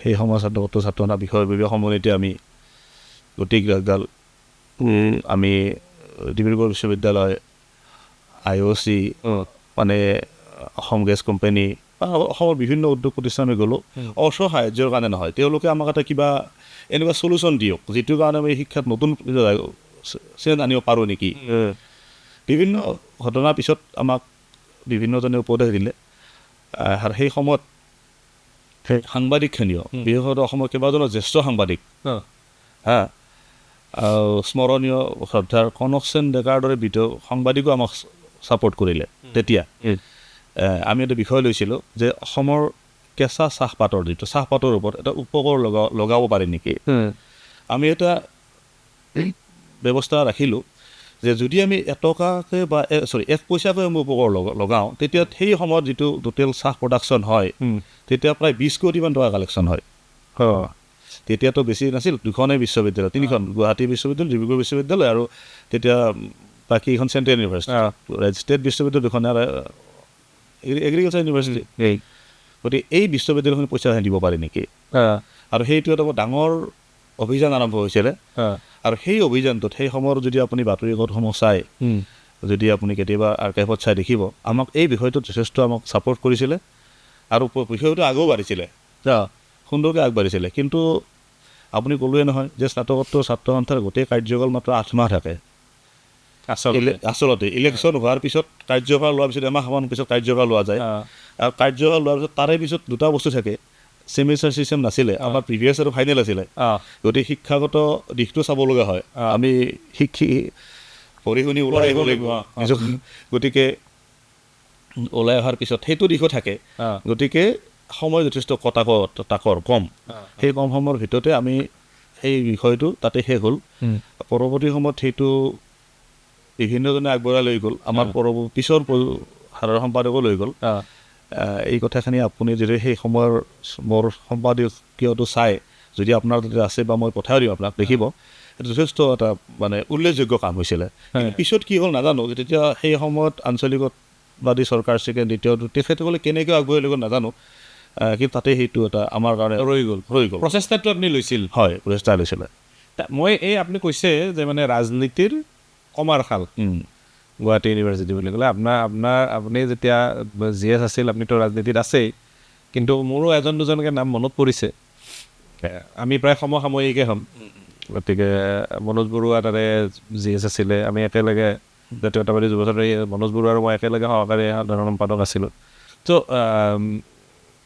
এই আপোনাৰ আগৰ আৰু পিছৰ যিসকল GS মই পিছৰ নতুনখিনিৰ ধৰক যোৱা 4-5 বছৰৰখিনি মোৰো ইমান হেৰি নাই নলেজত নাই বেছিভাগেই ৰাজনীতিৰ লগত জড়িত বা গোটেইকেইজনে ৰাজনীতিৰ লগত জড়িত সফলো হৈছে বহুতে হয় তেনেকুৱা ধৰক মানে সত্যব্ৰত কলিতাও আছে তেখেতো GS আছিলে আৰু কোন আপোনালোকৰ দলততো বহুত ইউনিভাৰ্চিটিৰ GS গুৱাহাটী ইউনিভাৰ্চিটিৰ GS গোটেই ভৰ্তি আপোনালোকৰ দলত হয় সত্যব্ৰত কলিতা তেখেত ADPৰ তাৰপৰা কিশোৰ ভট্টাচাৰ্য তাৰে পিছত পংকজ চক্ৰৱৰ্তী আছিলে তাৰপিছত অজয় হাজৰিকা আছিলে তাৰপিছত ওদালগুৰি তেখেত জিলা সভাপতি এতিয়া তাৰপিছত মই আছিলোঁ মোৰ পিছত আছিলে ইন্দ্ৰজিৎ বেজবৰুৱা তেখেত প্ৰিন্সিপাল এতিয়া মানে GS প্ৰিন্সিপালো আছে কেইবাজনো আছে প্ৰিন্সিপাল কেইবাজনো IAS অফিচাৰ আছে গুৱাহাটী বিশ্ববিদ্যালয়ৰ কেইবাজনো জেনেৰেল ছেক্ৰেটাৰী IAS অফিচাৰ আছে ACS অফিচাৰ আছে পুলিচৰ বিষয়া আছিলে তাৰপিছত আছিলে বোধহয় মনোজ মানে ইন্দ্ৰজিৎ বেজবৰুৱাৰ পিছত মনোজ বৰুৱাৰ পিছত নীৰেণ ডেকা তাৰপিছত প্ৰাণজিৎ চৌধুৰী একাধিকৰ পিছৰখানি আৰু একাধিক হৈ থাকিব প্ৰত্যেকে নিজা নিজা ৰাজনৈতিক দলত বিশ্বাস থাকিল সোমাই থাকিল আৰু মোৰ চিন্তাটো তাত বেলেগ বুজিছোঁ বাৰু মানে মই কৈছোঁ কি যে গুৱাহাটী বিশ্ববিদ্যালয়ৰ সাধাৰণ সম্পাদক হোৱাটো বহুত টান কথা এটা কাৰণ ইলেকশ্যনটো বহুত টাফ ইলেকশ্যন হয় আৰু তাতে ধৰক ৰাজনৈতিক দলবিলাকেও পৰৱৰ্তী সময়ত নেতা এজন বিচাৰি পায় এইকাৰণে প্ৰত্যেকজন GSকে অকল গুৱাহাটী ইউনিভাৰ্চিটি বুলি নহয় কটন মহাবিদ্যালয়ৰ GSও এতিয়া অসমৰ মুখ্যমন্ত্ৰী হৈ আছে দিয়কচোন গতিকে গুৱাহাটীৰ ভিতৰৰ এই দুখন বা ডিব্ৰুগড় ইউনিভাৰ্চিটিৰ কথা ক'লেও বহুত ৰাজনৈতিক শক্তিশালী ৰাজনৈতিক নেতা আছে তো মই এইটো কথা জানিব বিচাৰিছোঁ আপুনি যিহেতু ভাৰতীয় জনতা পাৰ্টীৰ লগত জড়িত বহুত দিনৰ পৰা ৰাজনীতিত আপোনাৰ এম্বিশ্যনটো কি ৰাইজৰ সেৱা কৰাটোৱে আপোনাৰ এম্বিশ্যন তো এইটো বাৰু কয়, আপুনিও কৈছে ৰাইজক সেৱা কৰাটো, কিন্তু আমি যদি ধৰক ৰাজনৈতিক দলৰ কথা কওঁ, বহুত ৰাজনৈতিক দলে বেলেগ বেলেগ কথা কয় যদিও ৰাজনৈতিক দল এটাৰ আচলতে ক্ষমতা দখল কৰাটোৱে প্ৰধান লক্ষ্য। আৰু ঠিক তেনেকৈ, কাৰণ যদি ক্ষমতাত থাকিব নোৱাৰে সেই ৰাজনৈতিক দলটোৰ ভেলু লাহে লাহে কমি গৈ থাকে। ক্ষমতাত থাকিব লাগিব। এতিয়া এনেকুৱা বহুত দল আছে যোনে আজিলৈকে ধৰক আমাৰ দেশৰ কথা কৈছোঁ, মই দেশৰ শাসন কৰিবই পোৱা নাই, আৰু সেই দলবিলাক লাহে লাহে নাইকিয়া হৈ গৈছে। এতিয়া কিছুমান দল আছে হয়তো আজি তেওঁলোক শাসনত আছে, তাৰ পৰৱৰ্তী পৰ্যায়ত কোনোবা বেলেগে শাসন কৰিছে, সেইবিলাক দল আছে। কিন্তু কিছুমান এনেকুৱা দল আছে যোনে আজিলৈকে শাসনেই কৰিব পৰা নাই, ৰাজ্যই কওক বা ৰাষ্ট্ৰই কওক। আৰু তেনেকৈ ৰাজনৈতিক যিসকল ব্যক্তি যোনে ৰাজনীতিৰ লগত জড়িত, তেওঁলোকৰো প্ৰধান লক্ষ্যটো কিন্তু নিৰ্বাচন খেলাই। যিহেতুকে মই একাত্ম মানৱতাবাদ দৰ্শনত বিশ্বাসী এটা ৰাজনৈতিক দলৰ সদস্য, এজন কাৰ্যকৰ্তা, গৌৰৱান্বিত কাৰ্যকৰ্তা, গতিকে মই অইন দলৰ কথা নাজানো, কিন্তু মই আমাৰ দলৰ কথা জানো যে আমাৰ দলত সদায় ৰাষ্ট্ৰ প্ৰথম।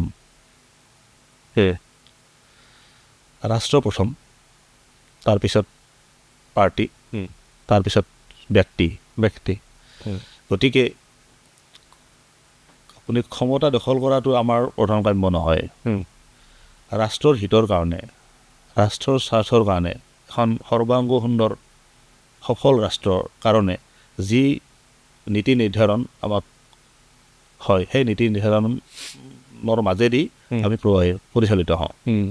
গতিকে জনসংঘৰ পৰা আৰম্ভ কৰি এই যিটো ভাৰতীয় জনতা পাৰ্টি, আপুনি যদি ভাৰতীয় জনতা পাৰ্টিৰ ইতিহাস চায়, অটল বিহাৰী বাজপেয়ী ডাঙৰীয়াৰ পৰা পৰৱৰ্তী সময়লৈকে আজিলৈকে আপুনি যদি প্ৰত্যেকটো চায়, কাৰ্যসূচী চায়, তেতিয়াহ'লে দেখিব ইয়াত ৰাষ্ট্ৰৰ স্বাৰ্থ প্ৰথম, তাৰপিছত অন্যান্য। গতিকে যিহেতুকে মই আপোনাক কৈছোঁ এজন কাৰ্যকৰ্তা, ৰাজনৈতিক দলটোক সেৱা কৰা, ৰাজনৈতিক দলটোৰ মাজেৰে জনসাধাৰণক সেৱা কৰাৰ কাৰণে যদি যি দায়িত্ব দিয়ে সেই দায়িত্ব আমি পালন কৰাৰ প্ৰস্তুত। আপুনি যিহেতুকে আকৌ ৰিপিট কৰিছোঁ কথাখিনি যে ৰাষ্ট্ৰ প্ৰথম, তাৰপিছত দল, তাৰপিছত ব্যক্তি, নিজৰ চেল্ফ। গতিকে সেইটো আদৰ্শত বিশ্বাসী কাম কৰি যাম আৰু অফিচে কাম কৰি যাম। তথাপি আপুনি ধৰক বহু বছৰ দল কৰিলে, তো আপুনি আপোনাৰ এইটোৱে প্ৰথম ৰাজনৈতিক দল, আপুনি এনেকুৱা নহয় যে আপুনি বেলেগ ৰাজনৈতিক দলৰ পৰা আহিছে। হয়, মই জীৱনত প্ৰথম ৰাজনৈতিক দল এইটো। মই কাৰণ সেইখিনি মই জানো, সেইকাৰণে মই কৈছোঁ যে আপুনি ধৰক সদৌ অসম ছাত্ৰ সন্থাৰ লগত জড়িত হিচাপত আপুনি আন কোনোবা আঞ্চলিকতাবাদী দলতো যাব পাৰিলে। আপুনি যেতিয়া GS আছিল তেতিয়া অসমত আঞ্চলিকতাবাদী ৰাজনৈতিক দলে আছিল, আপুনি তাতো যাব পাৰিলে, আপুনি তাত যোৱা নাই। আপুনি প্ৰথম দলে কৰিছে ভাৰতীয় জনতা পাৰ্টি। হয়, এই হিচাপত আপোনাৰ দলত গুৰুত্ব আছে নিশ্চয়। মই শ্ৰদ্ধা কৰোঁ। আপোনাকো নিশ্চয় গুৰুত্ব সহকাৰে লয় দলে। মই এই কথাটো কৈছোঁ যে কাৰণ আপুনি ডাইৰেক্টলি এই দলটোৱে কৰিছে, বেলেগ কালচাৰ আপোনাৰ গাত, ৰাজনৈতিক কালচাৰ আপোনাৰ গাত নাই। আৰু আপুনি আৰু এটা কথা কৈছে যে আপুনি ছাত্ৰ অৱস্থাৰ পৰাই ৰাষ্ট্ৰবাদীত বিশ্বাসী। গতিকে সেই কথাটোৰ পৰা কৈছোঁ যে ধৰক মই ক'লোৱে যে নিৰ্বাচনৰ কথাটো, এতিয়া আপুনি নিৰ্বাচনটো এতিয়া 26-ৰ নিৰ্বাচনলৈকে বেছি সময় নাই, প্ৰিপাৰেশ্যন কৰিছে বিভিন্ন মানুহে, বিভিন্ন ধৰণৰ বিভিন্ন ৰাজনৈতিক নেতাই বিভিন্ন সমষ্টি বাছি লৈ কাম কাজ আৰম্ভ কৰিছে। আপোনালোকৰ দলৰো কৰিছে, অন্যান্য দলৰ মানুহেও কৰিছে, আমি দেখা পাওঁ কুচকাৱাজ বুলি যিটো কয়। গতিকে আপুনি ক'ত কুচকাৱাজ কৰিছে মই নাজানো বাৰু, তো আপুনি এনেকুৱা কুচকাৱাজ ক'ত চলাইছে বা আপুনি ক'ত টিকট বিচাৰিব আপুনি যদি সুবিধা পায়? কাৰণ আপুনি যোগ্য, আপুনি এনেকুৱা নহয় যে আপুনি এটা নিৰ্বাচন খেলাৰ কাৰণে অযোগ্য, এনেকুৱা কথা নহয়। আপুনি নিৰ্বাচন এটা খেলাৰ কাৰণে আপুনি যোগ্য, আপুনি ইমান বছৰ দল কৰিছে, আপুনি ছাত্ৰ অৱস্থাৰ পৰা ৰাজনীতিৰ লগত জড়িত, আপুনি মানে আপুনি কোৱালিফাইড, এইটো বস্তু বাৰু জানো, আৰু বহুতেই কোৱালিফাইড, এইটো কোৱা নাই। তো আপুনি ক'ত বিচাৰিম বুলি ভাবিছে? আপোনাৰ প্ৰশ্নটো উত্তৰ দিবলৈকে টান। কথা হ'ল সেইটো আমাৰ গোটেই কথা নিৰূপণ কৰিব দলে। যদিহে দলে ভাবে, দলে য'ত দিয়ে মই তাতে খেলিবলৈ প্ৰস্তুত। যদিহে মই যোগ্য হওঁ বুলি দলে বিবেচনা কৰে, সেইটো দলৰ ওপৰত কথা। গতিকে সেই প্ৰশ্নটোৰ উত্তৰ মই আপোনাক এই মুহূৰ্তত দিবলৈকে দিগদাৰ। মানে আপোনাৰ একো চইচ নাই। দ্বিতীয় কথাটো হৈছে কি, হয় আপুনি কথাৰ কথা শুদ্ধ, মই ৰাজনৈতিক জীৱনটো আৰম্ভ কৰিছিলোঁ, আগতে কৈছোঁ, একাত্ম মানৱতাবাদৰ সেই দৰ্শন, ৰাষ্ট্ৰীয় দৰ্শন, সেই দৰ্শনটো মই সৰুৰ পৰা পাইছোঁ। কাৰণ আমাৰ পৰিয়ালৰ কেইবাজনো নিকট আত্মীয় সেই দলৰ বিশ্বাসৰেও তেওঁলোক এটা বিশ্বাসত পৰিচালিত হৈ থাকে আছে নিকট আত্মীয় তেখেতসকলৰ পৰা দেখিছোঁ আৰু সেইবাবে মই জীৱনত কোনো বেলেগ ৰাজনৈতিক দলৰ কথাটো ভবাও নাই আৰু জইন কৰাও নাই বা কোনো গতিকে পোনপটীয়াকৈ মই ইয়াত আহিছিলোঁ আছোঁ আৰু ভৱিষ্যতেও যি দলে যি সিদ্ধান্ত দিয়ে সেই সিদ্ধান্ত কাম কৰি যাম। আচ্ছা বাৰু এইটো কথা এৰিলোঁ কাৰণ এইটো আপুনি আপোনালোকৰ দলটো এইটো এটা আদৰ্শত বিশ্বাস কৰে আপুনি গোটেইখিনি কথা খোলা মেলাকৈ ক'ব বিচাৰে নে এনেকুৱা ধৰণৰ আপোনালোকৰ নীতি আছে এইটো দলত?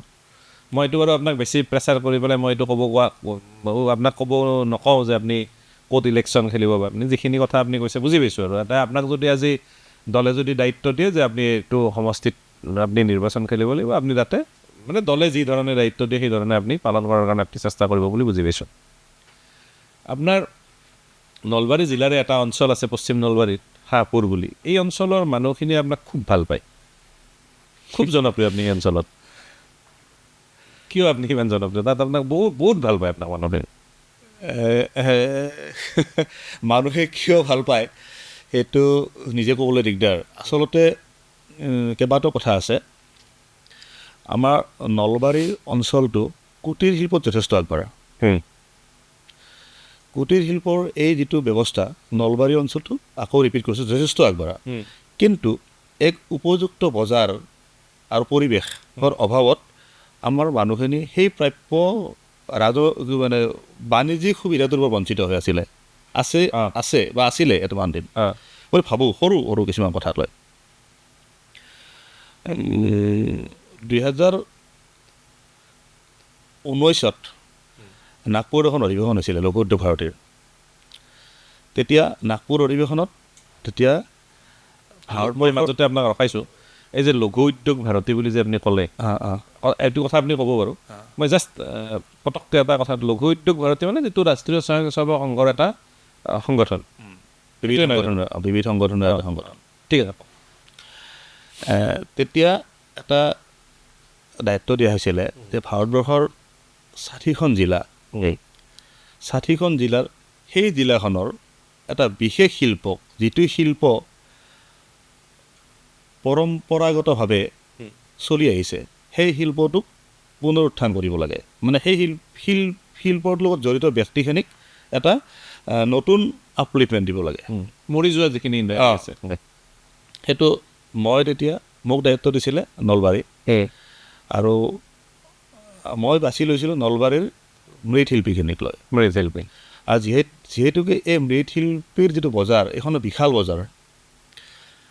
আপুনি জানি আচৰিত হ'ব যে আমাৰ যেতিয়া ফেষ্টিভেল ছিজনটো আৰম্ভ হয়, উৎসৱ পাৰ্বণৰ ছিজনটো আৰম্ভ হ'ব ছেপ্টেম্বৰৰ পৰা আৰম্ভ হয়, এইটো কালী পূজালৈকে চলে, দেৱালীলৈকে চলে। এই সময়খিনিত অসমৰ বজাৰত, অকল গুৱাহাটীৰ বজাৰ বুলি অসমত প্ৰায় 5 কোটি চাকিৰ প্ৰয়োজন হয়। চাকি, মাটিৰ চাকিৰ প্ৰয়োজন হয়। আৰু এই সিংহভাগ মাটিৰ চাকি আহে কিন্তু অসমৰ বাহিৰৰ পৰা, বেংগলৰ পৰা আহে, বিভিন্ন জেগাৰ পৰা আহে। আৰু ইয়াৰ বজাৰখন যিখন, এই বজাৰখন আমাৰ মানুহৰ হাতৰ পৰা লাহে লাহে গুচি যাব ধৰিছে। আপুনি নভবা ধৰণে আমাৰ সভ্যতা সংস্কৃতিৰ লগত সম্পৰ্ক নথকা বহুত মানুহৰ লগত ইয়াত গুচি গৈছে। গতিকে আমি দেখিলোঁ সেই মানুহখিনিক যদি আমি উলিয়াই দিব লাগে, আমি প্ৰথম পদক্ষেপ হৈছে পৰীক্ষামূলকভাৱে কুলবিল হীৰাপাৰা গাঁও অঞ্চলত মই মাটিৰ চাকিখিনিকে প্ৰজেক্ট কৰি ল'লোঁ। আৰু মাটিৰ চাকি প্ৰজেক্ট কৰিলোঁ, প্ৰথমবাৰ আমি 1 লাখ মাটিৰ চাকি তাৰপৰা কালেকশ্যন কৰিলোঁ। আৰু উপযুক্ত বজাৰত আপুনি চাব 100 এগছি চাকি বিক্ৰী কৰিলে তেওঁলোকে 30 পইচা পায়, মাত্ৰ 30 পইচা পায়। আৰু সেই এগছি চাকিয়ে বজাৰত বিক্ৰী হয় 1 টকা বা 1.5 টকা দৰত। কিন্তু আপুনি বজাৰখন কেনেকৈ ল'ব সেইটো ডিপেণ্ড কৰিব আপোনাৰ মাৰ্কেটিং পলিচিৰ ওপৰত। আমি এটা সিদ্ধান্ত গ্ৰহণ কৰিলোঁ লঘু উদ্যোগ ভাৰতীৰ ফালৰ পৰা যে এই চাকিখিনি যিহেতুকে 30 পইচা পায়, আমি তেওঁলোকক 1 টকাকৈ দিম।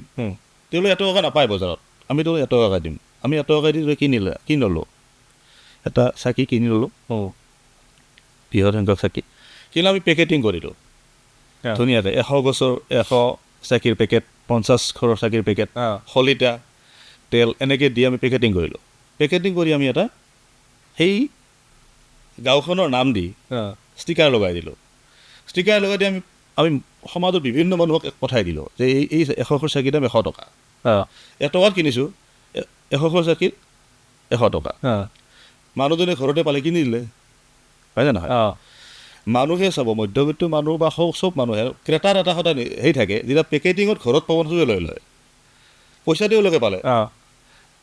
এই পৰীক্ষামূলকভাৱে প্ৰথমবাৰ কৰিলোঁ আৰু আপোনালোকে আচৰিত হ'ব, সেই গোটেই প্ৰক্ৰিয়াটোক মোক কিন্তু ইয়াৰ সাংবাদিক বন্ধুসকলে যথেষ্ট সহায় কৰিলে, বিশেষতঃ পশ্চিম নলবাৰী প্ৰেছ ক্লাব তেখেতসকলক জড়িত, তেখেতে যথেষ্ট মোক সহায় কৰিলে।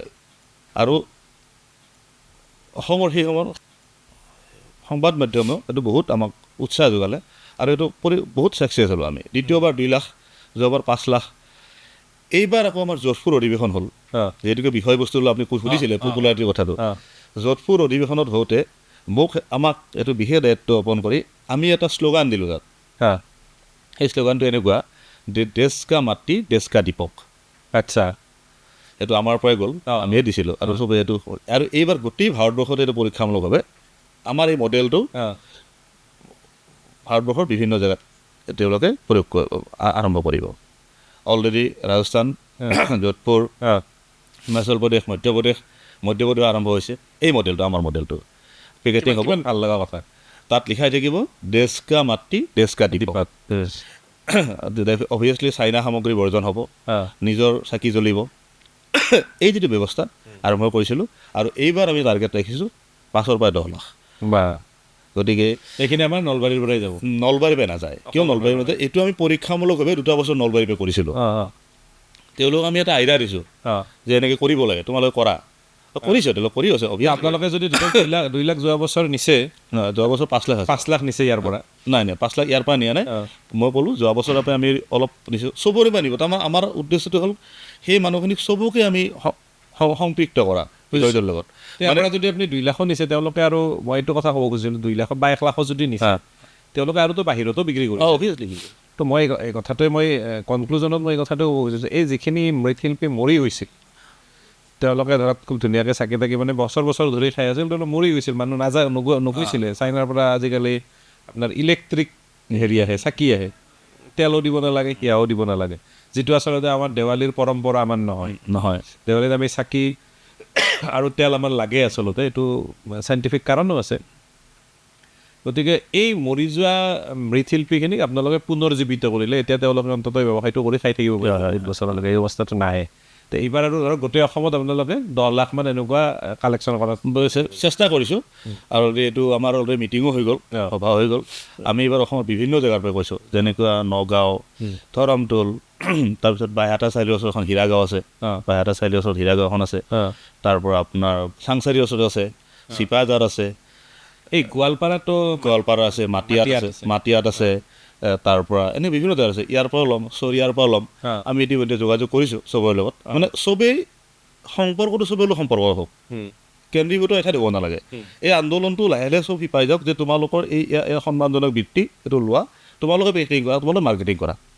এই যে আপুনি যে লঘু উদ্যোগ ভাৰতীৰ লগত যে জড়িত, লঘু উদ্যোগ ভাৰতীৰ জৰিয়তে আপোনালোকে অকল এই মৃৎশিল্প বা এনেকুৱা ধৰণৰ যিবিলাক ধৰক কি বুলি ক'ব, মানে হাতেদি বনোৱা বস্তু আৰু, মানে মোৰ ৱৰ্ডটো অহা নাই, হস্তশিল্পকে আপোনালোকে প্ৰমোট কৰিছে নে আৰু কিবা বেলেগ? নহয়, একচুৱেলি লঘু উদ্যোগ ভাৰতীয় MSME অৰ্গেনাইজেশ্যন। আমি আছোঁ ইয়াতো। তো MSME লঘু উদ্যোগ ভাৰতী গ্ৰাম আৰু শিল্প প্ৰকোষ্ঠটোৱে এইটো এটা। ইয়াৰ বাদে অন্যান্য বহুত আছে অসমত। চাওক, MSME বুলি কোৱাৰ লগে লগে যিটো উদ্যোগৰ বেচিক ইনফ্ৰাষ্ট্ৰাকচাৰ এক্সপেণ্ডিচাৰ মানে 1 crore-লৈকে, সেইটো মাইক্ৰ', আপ টু 10 crore-লৈকে এইটো স্মল, 50 crore-লৈকে মিডিয়াম। তো 50 কোটি টকাৰ উদ্যোগ এটা বেচিক ইনফ্ৰাষ্ট্ৰাকচাৰখানি 50 কোটি মানে অসমত কোনটো কেইটা আছে? নাই। আছে ডাঙৰ পেপচি কলা এইবিলাক আছে, এইবিলাক লাৰ্জ স্কেলত পৰে, এইবিলাক কৰ্পৰেট। বাকী আমি লঘু MSME লঘু উদ্যোগৰে অন্তৰ্গত। আজি নলবাৰী জিলাখনতে যদি চাই নামনিৰ সময়তে কেইটামান উদ্যোগৰ হাতৰ মূৰত, আঙুলিৰ মূৰত 2 বা 3টাৰ বাদে বাকীখিনি MSME। কাৰণ বেচিক ইনফ্ৰাষ্ট্ৰাকচাৰ এক্সপেণ্ডিচাৰ 50 crore, 50 কোটি লঘু উদ্যোগ পৰে এনে এটা। গতিকে অকল এইটো আমি যিটো কৰি আছোঁ গ্ৰাম শিল্পী প্ৰকোষ্ঠৰ জৰিয়তে কৰি আছোঁ। কাৰণ বাকীখিনি আমি ইতিমধ্যে আৰম্ভ হৈছে, বেলেগ ছেক্টৰত আৰম্ভ হৈছে।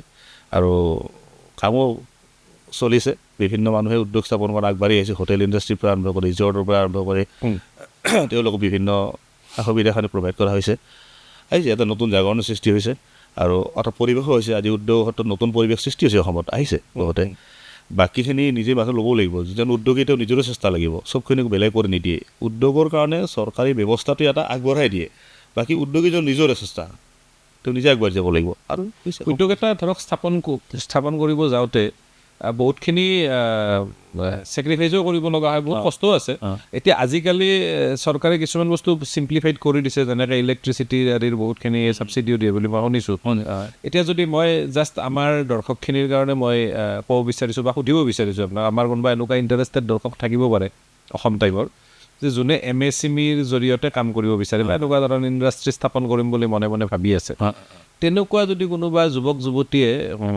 আপোনাক ধৰক আপোনাৰ পৰা সহায় বিচাৰে তেওঁলোকে পাব নিশ্চয় এইটো একদম 100%। তো মই আমাৰ দৰ্শকসকল যিসকলে চাই আছে যদি কোনোবা এনেকুৱা MSMEৰ কিবা কাম কৰিব বিচাৰে আমাক আপোনালোকক দিহা পৰামৰ্শ দি সম্পূৰ্ণৰূপে সহায় কৰিবৰ কাৰণে বৰপূজাৰী ডাঙৰীয়া আছে আপোনালোকে যোগাযোগ কৰিব পাৰিব আৰু মই অকণমান আগবাঢ়ি গৈ এতিয়া কথাটো মানে সুধিব বিচাৰিছোঁ আপোনাক যে আপুনি কৈছিলে যে চাকৰি নকৰি পেলাই আপুনি বেলেগক চাকৰি দিয়া এটা সিদ্ধান্ত আপুনি ল'লে যে মই মানে এণ্টাৰপ্ৰেনিয়ৰলৈকে আপুনি আহিল তো এই চিন্তাটো আপোনাৰ কেতিয়া আহিল কেতিয়াৰ পৰা আপুনি কৰিলে আৰু এতিয়া কেনেকুৱাকৈ আপুনি আগবাঢ়ি আছে সেইটো ক'লোৱে যেতিয়া মই কিছুদিন অংশকালীন প্ৰবক্তা চাকৰি কৰিছোঁ নলবাৰী মহাবিদ্যালয় আপুনি গম পায়ে তেতিয়া বোধহয় তাৰপিছত যে ওলাই গ'লোঁ তেতিয়া অসমৰ সমসাময়িক পৰিস্থিতিৰ কথাটো ক'লোৱে তেতিয়া মই দেখিলোঁ যে কিবা এটা কৰিব লাগিব মধ্যবিত্ত ঘৰৰ ল'ৰা গোটেই জীৱনটো পৰি আছে আৰু তেতিয়া সেনেকৈ ধৰি চেলেঞ্জ হিচাপে লয় আগবাঢ়িলোঁ আগতে কৈছোঁ মানুহৰ একাগ্ৰতা ইচ্ছা থাকিলে চব কৰা সম্ভৱ মানে সঠিক পথত আগবাঢ়িলে চব সম্ভৱ গতিকে তেনেকৈ আগবাঢ়ি গ'লোঁ আগবাঢ়ি তো এতিয়া আপোনাৰ যিটো ইণ্ডাষ্ট্ৰী আছে ইণ্ডাষ্ট্ৰীয়ে হয় তো তাতে ভালেখিনি মানুহে কৰ্মসংস্থাপন মানুহ আছে তো আপোনাৰ অনুষ্ঠানটোত আমি একেবাৰে শেষ পৰ্যায়লৈকে আহি উপনীত হৈছোঁ আপুনি অসম চৰকাৰৰো বিভিন্ন দায়িত্বত আপুনি আছে মানে আপুনি প্ৰদূষণ বৰ্ডৰ লগতো জড়িত আৰু আপোনাৰ ষ্টেট লেভেল এম্পাৱাৰমেণ্ট এপ্ৰাইজেল কমিটিটো আপুনি আছে হয় হয় হয় বা আপুনি আৰু অন্যান্য বিশ্ববিদ্যালয় 2-4খন বিশ্ববিদ্যালয়ৰ লগত আপুনি জড়িত হৈ আছে বিভিন্ন কমিটিত মই বাৰু বিশ্ববিদ্যালয়ৰ কথাখিনি আমি অলৰেডি পাতিলোঁ মই এইখিনি পাতিব খোজা নাই এই প্ৰদূষণ নিয়ন্ত্ৰণ পৰিষদত যে আপুনি আছে চ' এই বিশেষকৈ ধৰক এই প্লাষ্টিকৰ যিটো ব্যৱহাৰ প্লাষ্টিকে মোৰ এটা এলাৰ্জি টাইপ হৈ গৈছে মানে প্লাষ্টিক দেখিলে মই বিৰক্তি পাওঁ কিছুমান মানুহে য'তে ত'তে প্লাষ্টিক পেলায় উৰি যায় গোটেই ধৰক বাট পথো লেতেৰা হৈ যায় আৰু আপোনাৰ পুৰে তো কেতিয়াবাতো কাৰো কিছুমান মানুহৰ লগত মোৰ কাজিয়াই লাগি যায় মোকো বেয়াকৈ কয় ময়ো বেয়াকৈ কওঁ এতিয়া ধৰক আমাৰ এই যিটো পল্লা পথটো প্ৰায় এইফালে আপোনাৰ 2-3 কিলোমিটাৰ নতুনকৈ বনোৱা হৈ গৈছে আপুনি যদি এতিয়া পল্লা পথটো দি ফুটপাথো হৈছে নতুনকৈ একদম খোজকাঢ়ি যাব পাৰে আপুনি তো তাত যদি আপুনি খোজকাঢ়ি যায় গোটেই ৰাস্তাটোত মানে আপোনাৰ কেৱল প্লাষ্টিক আৰু প্লাষ্টিক সৰু সৰু ধৰক কিবা গুটকাৰ পেকেট চিপছৰ পেকেট পৰি থাকে এটা সৌন্দৰ্যময় পৰিৱেশ আৰু আমাৰ ধৰক এই নলবাৰীকে আদি কৰি বিভিন্ন ধৰণৰ সৰু যিবিলাক চহৰ আছে ডাঙৰ চিটিবিলাকৰ কথা মই কোৱা নাই আমাৰ এইবিলাক ঠাইত ইণ্ডাষ্ট্ৰিও নাই নলবাৰীটো one of the most polluted town তো এইবিলাকৰ ক্ষেত্ৰত আপোনালোকে কি প্ৰচেষ্টা ল'ম বুলি ভাবিছে যে পলিউশ্যনটো কেনেকৈ কণ্ট্ৰল কৰা যায় আচলতে প্লাষ্টিকৰ যিটো সমস্যা সেইটো গোটেই পৃথিৱীৰ কাৰণে ভয়াৱহ সমস্যা প্লাষ্টিকৰ আৱিষ্কাৰটোৱেই গোটেই পৃথিৱীৰ কাৰণে এটা ডাঙৰ প্ৰত্যাহ্বান গতিকে সেইটো ব্যৱহাৰটো কেনেকৈ কৰিছে উন্নত দেশসমূহত ইয়াত বহুত সজাগতা আহিছে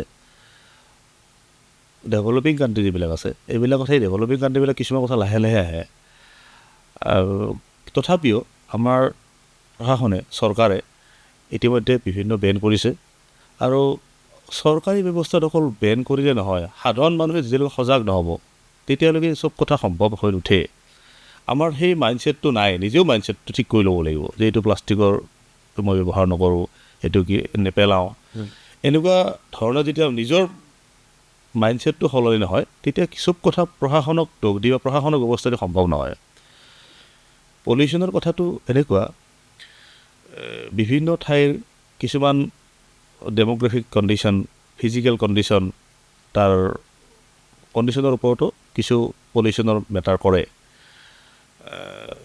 নলবাৰীৰ কথাটো আপুনি আহিছে, নলবাৰী অকণমান ডাষ্ট পলিউশ্যন এটা আহিছে, নোহোৱা নহয়। আৰু সেইটোত অন্য নহয়, সেইটো হৈছে কি, নলবাৰীৰ যিটো সামগ্ৰিক চহৰখন, এই চহৰখনৰ ওচৰত বোৱতী সুঁতিৰ যিটো যিকেইটা যান, বিশেষত যিকেইটা লাইফ যান আছিলে, সেই যানকেইটাৰ বেষ্ট লেভেলটো নলবাৰী চহৰতকৈ ওপৰত। বাবেই পানীৰ যিটো সেই ফ্ল'টো জানলৈকে নাযায়, ইয়াতে পানীটো এবজৰ্ব হৈ যায়। ফলত খৰালি মাহত এই ডাষ্টটো ক্ৰিয়েট হয়, মানে থলুটো ওলাই আহে। তৎসত্ত্বেও এইবাৰ যথেষ্ট চেষ্টা কৰা হৈছে আৰু এতিয়া বিভিন্ন ধৰণৰ নলা নৰ্দমাবিলাক আৰম্ভ হৈছে। এই নলা নৰ্দমাৰ মাজেদি পশ্চিম ফালেদি এটা বোৱতী সুঁতিৰি পানীটো ওলাই যাব, তেতিয়া এইটো নিশ্চয় সমাধান হ'ব।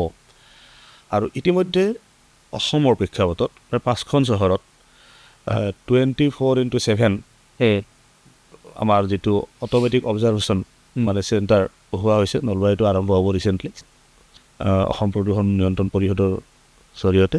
5খন চহৰ, নলবাৰী, কামৰূপ, নগাঁও, শিৱসাগৰ, শিলচৰ, এনেকৈ 5খন চহৰত আমাৰ গোটেই প্ৰস্তুত আৰম্ভ হৈছে। আৰু অৱধাৰিতভাৱে সেই তাত মনিটৰিং কৰা হৈ থাকে, তাৰ পলিউশ্যনৰ লেভেলটো কিমান থাকে, ডাষ্ট পলিউশ্যন, অন্যান্য এয়াৰ পলিউশ্যন, গোটেই কথাখিনি, গোটেই কথা অক্সিজেন লেভেল গোটেই মনিটৰিং হৈ থাকে, সেইটো এটা চলি থাকে। গতিকে মই ভাবোঁ এইটো কিছু পৰিৱৰ্তন হ'ব। আৰু চবতকৈ আপুনি বিষয়টো প্লাষ্টিকলৈ আৰম্ভ কৰিছিলে, শেহতীয়া গৱেষণা পত্ৰত প্ৰকাশ পাইছে এতিয়া মানুহৰ তেজত খুব মাইক্ৰ' লেভেলত প্লাষ্টিক ওলাইছে। তেনে মানুহৰ খাদ্যৰো প্লাষ্টিক গুচি গৈছে, মানুহৰ তেজৰ কণিকাত প্লাষ্টিক পাইছে, বুজিছে। গতিকে প্লাষ্টিকে যেনেকৈ নতুন উদ্যোগিকৰ এটা নতুন বাতাবৰণ সৃষ্টি কৰিছিলে, এটা ঠিক তেনেকৈ এটা অভিশাপেও আমাৰ ওচৰত থিয় দিছে। গতিকে আমি প্লাষ্টিক বৰ্জন কৰা উচিত। যিমান পাৰোঁ প্লাষ্টিক কমকৈ ব্যৱহাৰ কৰিলে মানৱ সমাজৰ মানুহ উপকাৰ হ'ব। মই এই কথাটোৱে ক'ব বিচাৰিছোঁ, মানে আমাৰ আজিৰ আলোচনাৰ আপোনাৰ লগত যিখিনি কথা পাতিলোঁ, এই কথাখিনিৰ এইটো এটা ইম্পৰ্টেণ্ট, মানে শেষৰ এই টপিকটো আমাৰ খুব ইম্পৰ্টেণ্ট টপিক। কাৰণ প্লাষ্টিক মই য'তে সুবিধা পাওঁ তাতে মই কওঁ যে মোৰ মতেতো কেঞ্চাৰ হোৱাৰ বা বিভিন্নজন মানুহে কয়ও, আপুনি যদি এটা ফ্ৰিজ যিকোনো এঘৰ মানুহৰ তাতে ৰেণ্ডমলি আপুনি সোমাই গৈ যদি ফ্ৰিজ এটা খোলে, তাত থকা শাক পাচলিৰ লগে লগে সমান্তৰালভাৱে আপুনি তাতে কেইবাটাও প্লাষ্টিকৰ কেৰি বেগ পাব। ক'ৰবাত যদি ভেজিটেবলছ মেৰিয়াই থৈছে, ক'ৰবাত কিবা বেলেগ বস্তু মেৰিয়াই থৈছে, প্লাষ্টিক থাকিবই। আৰু যিটো আপুনি কোৱাৰ দৰে মাইক্ৰ' পৰ্যায়ত গৈ পেলাই ব্লাডত সোমাইছে, আৰু সেইকাৰণে আমাৰ মানুহৰ অসমত কেঞ্চাৰৰ প্ৰয়োগটো বহুত বেছি। এইটো বাৰু মানুহ মৰিব, মানুহ জন্ম হৈ থাকিব, এইটো তেওঁলোকে নিজে নিজে দুখ চাপি লৈছে। এইটো পৃথিৱীখনটো মানুহৰ কাৰণে ধ্বংসই হ'ব, কিন্তু কাৰোবাৰ কাৰণে আৰু কোনোবাই ধৰক বিপদত পৰাটোৰ লেখীয়া কথা হৈছে। বা আমি যিকেইদিন থাকোঁ, এতিয়াতো মোৰ ড্ৰয়িং ৰুমটোততো এক টুকুৰাও প্লাষ্টিক নাই। মোৰ ধৰক ডাইনিং টেবুলখনততো মই প্লাষ্টিক কুটি মই ছটিয়াই থৈ দিয়া নাই। আমি এতিয়া আমাৰ ধৰক যিবিলাক প্ৰধান সমস্যা, তাৰ ভিতৰত এটা কৃত্ৰিম বানটো এটা আমাৰ ডাঙৰ সমস্যা অসমৰ প্ৰতিখন চহৰতে। গুৱাহাটীততো এইটো এটা ডাঙৰ সমস্যা, নলবাৰী চহৰতো বা যিকোনো আপুনি যোৰহাট যাওক, শিৱসাগৰ যাওক, তেজপুৰ যাওক, সবতে কৃত্ৰিম বানটো এটা ডাঙৰ সমস্যা। কাৰণ নলা আমি বনাই দিওঁ ঠিকে, কিন্তু নলাত যদি আপুনি চাই তেতিয়াহ'লে পানীতকৈ প্লাষ্টিক বেছি। গতিকে আপুনি যিটো কথা কৈছে, সুপ্ৰিম কোৰ্টে অলৰেডি প্লাষ্টিকটো one time user plastic completely ban কৰি দিছে, তাৰপিছতো কিন্তু বন্ধ হোৱা নাই। তো মই কথাটো ক'ব বিচাৰিছোঁ, ধৰক যিহেতু আপুনি প্ৰদূষণ নিয়ন্ত্ৰণ পৰিষদৰ লগত, অসম প্ৰদূষণ নিয়ন্ত্ৰণ পৰিষদৰ লগত আছে, আপুনি মেম্বাৰ হৈ আছে, আৰু আপুনি মানে ৰাজ্য আৰু কেন্দ্ৰ দুয়োখন চৰকাৰ চলোৱা দলটোতো আপুনি এটা গুৰুত্বপূৰ্ণ দায়িত্বত আপুনি আছে বা দলটোৰ লগত জড়িত হৈ আছে। তো এই কথাটো আমি প্ৰডাকশ্যন যিটো হয়, এই প্ৰডাকশ্যন হোৱা কথাটো যদি আমি বন্ধ কৰিব পাৰোঁ, তেতিয়াতো ইউজটোতো বন্ধ হৈ যাব। সেইটো আমি যদি ধৰক মই কৈছোঁ, এইটো এটা চৰ্চা হ'ব লগা কথা। কাৰণ আমি যদি বিষয়বস্তুটোলৈ কোনোবা এজন ব্যক্তি যদি, নেতৃস্থানীয় মানুহ যদি চিৰিয়াছ নহয় প্ৰসংগটো লৈ পেলাই, হয়তো অসমৰ মুখ্যমন্ত্ৰীয়ে হওক বা কোনোবা হওক, এই প্ৰসংগটোলৈ কিন্তু চিৰিয়াছ হ'বই লাগিব। নহ'লে নাতো কৃত্ৰিম বানৰ সমস্যা সমাধান হ'ব, ড্ৰেইন আমি বনাই থাকিম, কিন্তু যিটো ফ্ল'ত পানী যাব লাগে ই নাযায়। মই দেখাই দিব পাৰোঁ, এতিয়া যেতিয়া মই আহিছোঁ ড্ৰেইনৰ যিবিলাক আপোনাৰ পানী সোমাই যোৱা মুখ আছে প্ৰত্যেকখন মুখত 2-3টাকৈ প্লাষ্টিকৰ পেকেট ৰখি আছে ড্ৰেইনটোত সোমাই যাবৰ কাৰণে এজাক বৰষুণ দিলে পানীৰ ফ্ল'ত সেই সোমাই যাব সিদিনা ছ'চিয়েল মিডিয়াত এটা মই ভিডিঅ' দেখিলোঁ য'ত এজন মানুহে ঝাৰু দি ধূলি বালিখিনিতো ড্ৰেইনৰ ফুটাটোৰে সোমাই দিছে লগত যিমান প্লাষ্টিকত ঠোঙা আছে সেয়াও সোমাই দিছে কোনোবাই শ্বেয়াৰ কৰিছে গুৱাহাটীৰ কথা তো মই কৈছোঁ যে এৱাৰনেছৰ সাংঘাতিক মানে এৱাৰনেছৰ সাংঘাতিক অভাৱ 1 নম্বৰ কথা কিন্তু দেখিছোঁ যে প্ৰভাৱশালী নেতাই যদি কিছুমান কথা কয় সেইবিলাক কথা কিন্তু মানুহে আখৰে আখৰে পালন কৰাৰ চেষ্টা কৰে যেনেকৈ ধৰক যেতিয়া আমাৰ ভেকচিনেশ্যন হৈছিল মানে আপোনাৰ মই ক'ভিডৰ কথা কৈছোঁ ক'ভিডৰ সময়ত যেতিয়া ভেকচিনেশ্যন হৈছিল যেতিয়া দেশৰ প্ৰধানমন্ত্ৰীয়ে যেতিয়া কৈছিল মানুহে এইটো ৰূপায়ণ কৰিছিল বা আমি সেই সময়ৰ স্বাস্থ্যমন্ত্ৰী আছিলে বৰ্তমানৰ মুখ্যমন্ত্ৰী ডক্টৰ হিমন্ত বিশ্ব শৰ্মাকো দেখিছোঁ তেওঁ যেতিয়া আপিল কৰিছে মানুহে চাইছে আৰু মই এটা পুৰণা কথা কওঁ যে যেতিয়া অমিতাভ বচ্চনে আহি পেলাই ক'লে দো বুন জিন্দেগী কা তেতিয়া মানুহে ল'ৰা ছোৱালীক পলিঅ' খুৱাইছে বহুত দিনলৈকে এইটো খোৱাই নাছিল মানুহে আপুনিও জানে এটা মানুহৰ মানে যিটো ধৰক ইনফ্লুৱেঞ্চিয়েল পাৰ্চন পলিটিকেল লিডাৰবিলাক বেছি ইনফ্লুৱেঞ্চিয়েল এতিয়া ধৰক আপোনালোকৰ দলৰ বহুত ফলোৱাৰ্ছ আছে আপোনালোকে এইটো ইউজ কৰিব পাৰে তো মোৰ এইটো আপিল আপোনাৰ জৰিয়তে আপোনালোকৰ দলক আৰু অসম চৰকাৰক যে প্লাষ্টিকটো সম্পূৰ্ণৰূপে উঠাই দিয়াৰ কাৰণে এটা ব্যৱস্থা এটা আপোনালোকে কৰক এইটো আপোনাক মই ৰিকুৱেষ্ট কৰিলোঁ আমি আজি অসম টাইমৰ কথা বৰ্তা নে কি কোৱা তোমালোকে তো আমাৰ চবৰে এইটো আপিল যে আপোনাৰ জৰিয়তে আমি অনুৰোধ জনালোঁ অসম চৰকাৰক আপোনালোকৰ ভাৰতীয় জনতা পাৰ্টীক যে এইটো এটা যদি আপোনালোকে ব্যৱস্থা কৰিব পাৰে আমাৰ অসমখন আৰু মানৱ জাতি বাচি যাব এইটো আমাৰ পৰা যেনেকৈ আপুনি বহুত আজি আমি কথা পাতিলোঁ চুৰিদাৰেই হওক বা কিবাই হওক আপোনাৰ পৰা আৰম্ভ হৈছে এনেকৈ যদি এইটোতো যদি আপুনি আপুনি ধৰক কুল বিলৰ এই মানুহখিনিক আপুনি ৰিভাইভ কৰাইছে এই ইণ্ডাষ্ট্ৰিটো গতিকে মই এইটো আপোনাক এটা অনুৰোধ জনালোঁ আৰু মই জাষ্ট এনেই চুই যাব বিচাৰিছোঁ আপুনি ষ্টেট লেভেল এম্পাৱাৰমেণ্ট এপ্ৰাইজেল কমিটিটো আপুনি আছে ইয়াৰ জৰিয়তে কি কাম হয় ইয়াৰ জৰিয়তে যিখিনি ধৰক প্ৰদূষণ সমস্যাৰ লগত জড়িত হ'ব পৰা কনষ্ট্ৰাকশ্যন য'ত প্ৰদূষণ ৰিলেটেড যিখিনি সেইখিনি কেনেকৈ মনিটৰিং কৰা হয় তাত ঠিকে পালন কৰিছে নেকি এটা ফ্লেট বনাইছে কোনোবাই ফ্লেটটোত তাত উপযুক্ত ব্যৱস্থা ৰাখিছে নেকি ৱাটাৰ লেভেলটো কেনেকৈ ৱেষ্ট পানীটো কেনেকৈ ব্যৱহাৰ কৰিব তাত কি চাৰিওফালে প্ৰাকৃতিক পৰিৱেশটো ভাৰসাম্যটো ৰক্ষা হৈছে নে হোৱা নাই ৰক্ষা কৰি বনাইছে নে এই গোটেই গুৰুত্বপূৰ্ণ কথাখিনি চোৱা হয় ধৰক এখন নদীৰ পৰা বালি উলিয়াব বালিটো কিমানখিনি উলিয়াব পাৰিব খান্দি উলিয়াব পাৰিব তাৰ কিছুমান পেৰামিটাৰ থাকে সেই পেৰামিটাৰখন নিৰীক্ষণ কৰা হয় আমি সেইবিলাক বান্ধি দিওঁ মানে বান্ধি মানে গভৰ্ণমেণ্ট অফ ইণ্ডিয়াৰ বা গ্ৰীণ ট্ৰিবিউনেলৰ কিছুমান নিয়ম আছে সেই নিয়মৰ মাজত সেইখিনি আমি পৰ্যবেক্ষণ কৰা হয় আৰু সেই বিধি ব্যৱস্থাৰ মাজেদি সেই কামখিনি কৰিবলৈ অনুমতি দিয়া হয় গতিকে এইটো খুব গুৰুত্বপূৰ্ণ যথেষ্ট গুৰুত্বপূৰ্ণ আৰু আপোনাক কৈ ভাল পাম বা আপুনি অকণমান আগতে ক'লে হয় আমাৰ ইতিমধ্যে অসমৰ মাননীয় মুখ্যমন্ত্ৰী ডাঙৰীয়াই এই প্লাষ্টিকৰ ওপৰত এটা ব্যৱস্থা লৈছিলে আৰু সেইটো ভালো আছে আপোনালোক কিছুদিন আগতে গ্ৰহণ কৰিছিলে কিন্তু প্ৰডাকশ্যন কৰাৰ কাৰণে নতুন পটল এই প্লেন কৰিছিলে আৰু সেইটো আৰু অৱশ্যে লাহে লাহে এইটো একেদিনাই চব বস্তু সম্ভৱ নহয় কাৰণ ইতিমধ্যে আমি কৈছোঁ আমাৰ মনত এটা মাইণ্ডছেট ক্ৰিয়েট হৈ যাব লাগিব যে আমি প্লাষ্টিক নিজে বৰ্জন কৰিম তেতিয়া চব নিজে ঠিক হৈ যাব কিন্তু সেইটোলৈকে আমি আহিব লাগিব বস্তুটো গতিকে এইখিনি আমাৰ মাননীয় মুখ্যমন্ত্ৰী ডাঙৰীয়াই এই গ্ৰহণ কৰিছেই আপুনি গম পাইছে কথাটো আপুনি যিটো ক'লে প্ৰভাৱশালী ব্যক্তিৰ আৰু অভিয়াছলি আজিৰ তাৰিখত মাননীয় মুখ্যমন্ত্ৰী ডাঙৰীয়া ৰাজ্যখনে নহয় ভাৰতবৰ্ষৰ এজন অন্যতম প্ৰভাৱশালী ৰাজনৈতিক ব্যক্তি গতিকে তেখেতে সেই গ্ৰহণ ডিফিনেটলি কৰিব বা কৰিছে অলৰেডি সেইকাৰণে মই কৈছোঁ যে যদি ধৰক তেনেকুৱা প্ৰভাৱশালী ব্যক্তিয়ে কয় মই অকল ডক্টৰ হিমন্ত বিশ্ব শৰ্মা বুলিয়ে কোৱা নাই কোনোবা এজনে কিন্তু দায়িত্বটো ল'ব লাগিব এই যে প্লাষ্টিক যে য'তে ত'তে উৰি ঘূৰি ফুৰিছে এইটো যদি আমি বন্ধ কৰিব পাৰোঁ কাৰণ মই নেটতো পঢ়িছোঁ মানে আপোনাৰ যদি এই উৰি ফুৰা প্লাষ্টিকবিলাক যদি আমি লগাওঁ এঠাইত তেতিয়াহ'লে এখন বহুত ডাঙৰ হয়তো এভাৰেষ্টৰ সমান পাহাৰো হৈ যায় গতিকে সেইকাৰণে কৈছোঁ যে এইটো আমাৰ উপকাৰী একেবাৰে নহয় গতিকে এইটো বস্তু আমি মানে মই সেইকাৰণে আকৌ এবাৰ অনুৰোধ জনালোঁ আপোনাক ধন্যবাদ যদি কিবা এটা কৰিব পাৰে আপোনালোকে এইটো মানৱ জাতিৰ কাৰণে বহুত ডাঙৰ উপকাৰ হ'ব ধন্যবাদ তো আপোনাক মই বহুত ধন্যবাদ জনালোঁ বিভিন্ন কথা পাতিলোঁ বিভিন্ন আচলতে আজিৰ আলোচনাটো খুব মানে মাল্টি এংগল টাইপ হৈছে মানে বিভিন্ন ধৰণৰ কথা আমি পাতিলোঁ বৰ ভাল লাগিল সময়খিনি পটককৈ গুচি গৈছে আলোচনাখিনি বৰ ভাল লাগিছে তো আপোনাক অসম টাইমৰ পৰিয়ালৰ তৰফৰ পৰা আপুনি এই সময়খিনি দিয়াৰ বাবে বহুত ধন্যবাদ জনাইছোঁ নমস্কাৰ আপোনালোককো নমস্কাৰ জনাইছোঁ মই ভাল লাগিছে অসম টাইমে আজি মাতি আনি মোকো এইখিনি কথা ক'ব দিয়াৰ কাৰণে ধন্যবাদ সেয়া আছিল লিখক প্ৰাক্তন ছাত্ৰ নেতা ৰাজনীতিবিদ উদ্যোগী অৰূপ বৰপূজাৰী, তেখেতে বিভিন্ন সামাজিক কাম কাজৰ লগতো জড়িত। আমি আশা কৰোঁ যে আপোনালোকে আমাৰ এই অনুষ্ঠানটো চাই ভাল পাব। কেনেকুৱা পালে কমেণ্টত জনাব। ধন্যবাদ।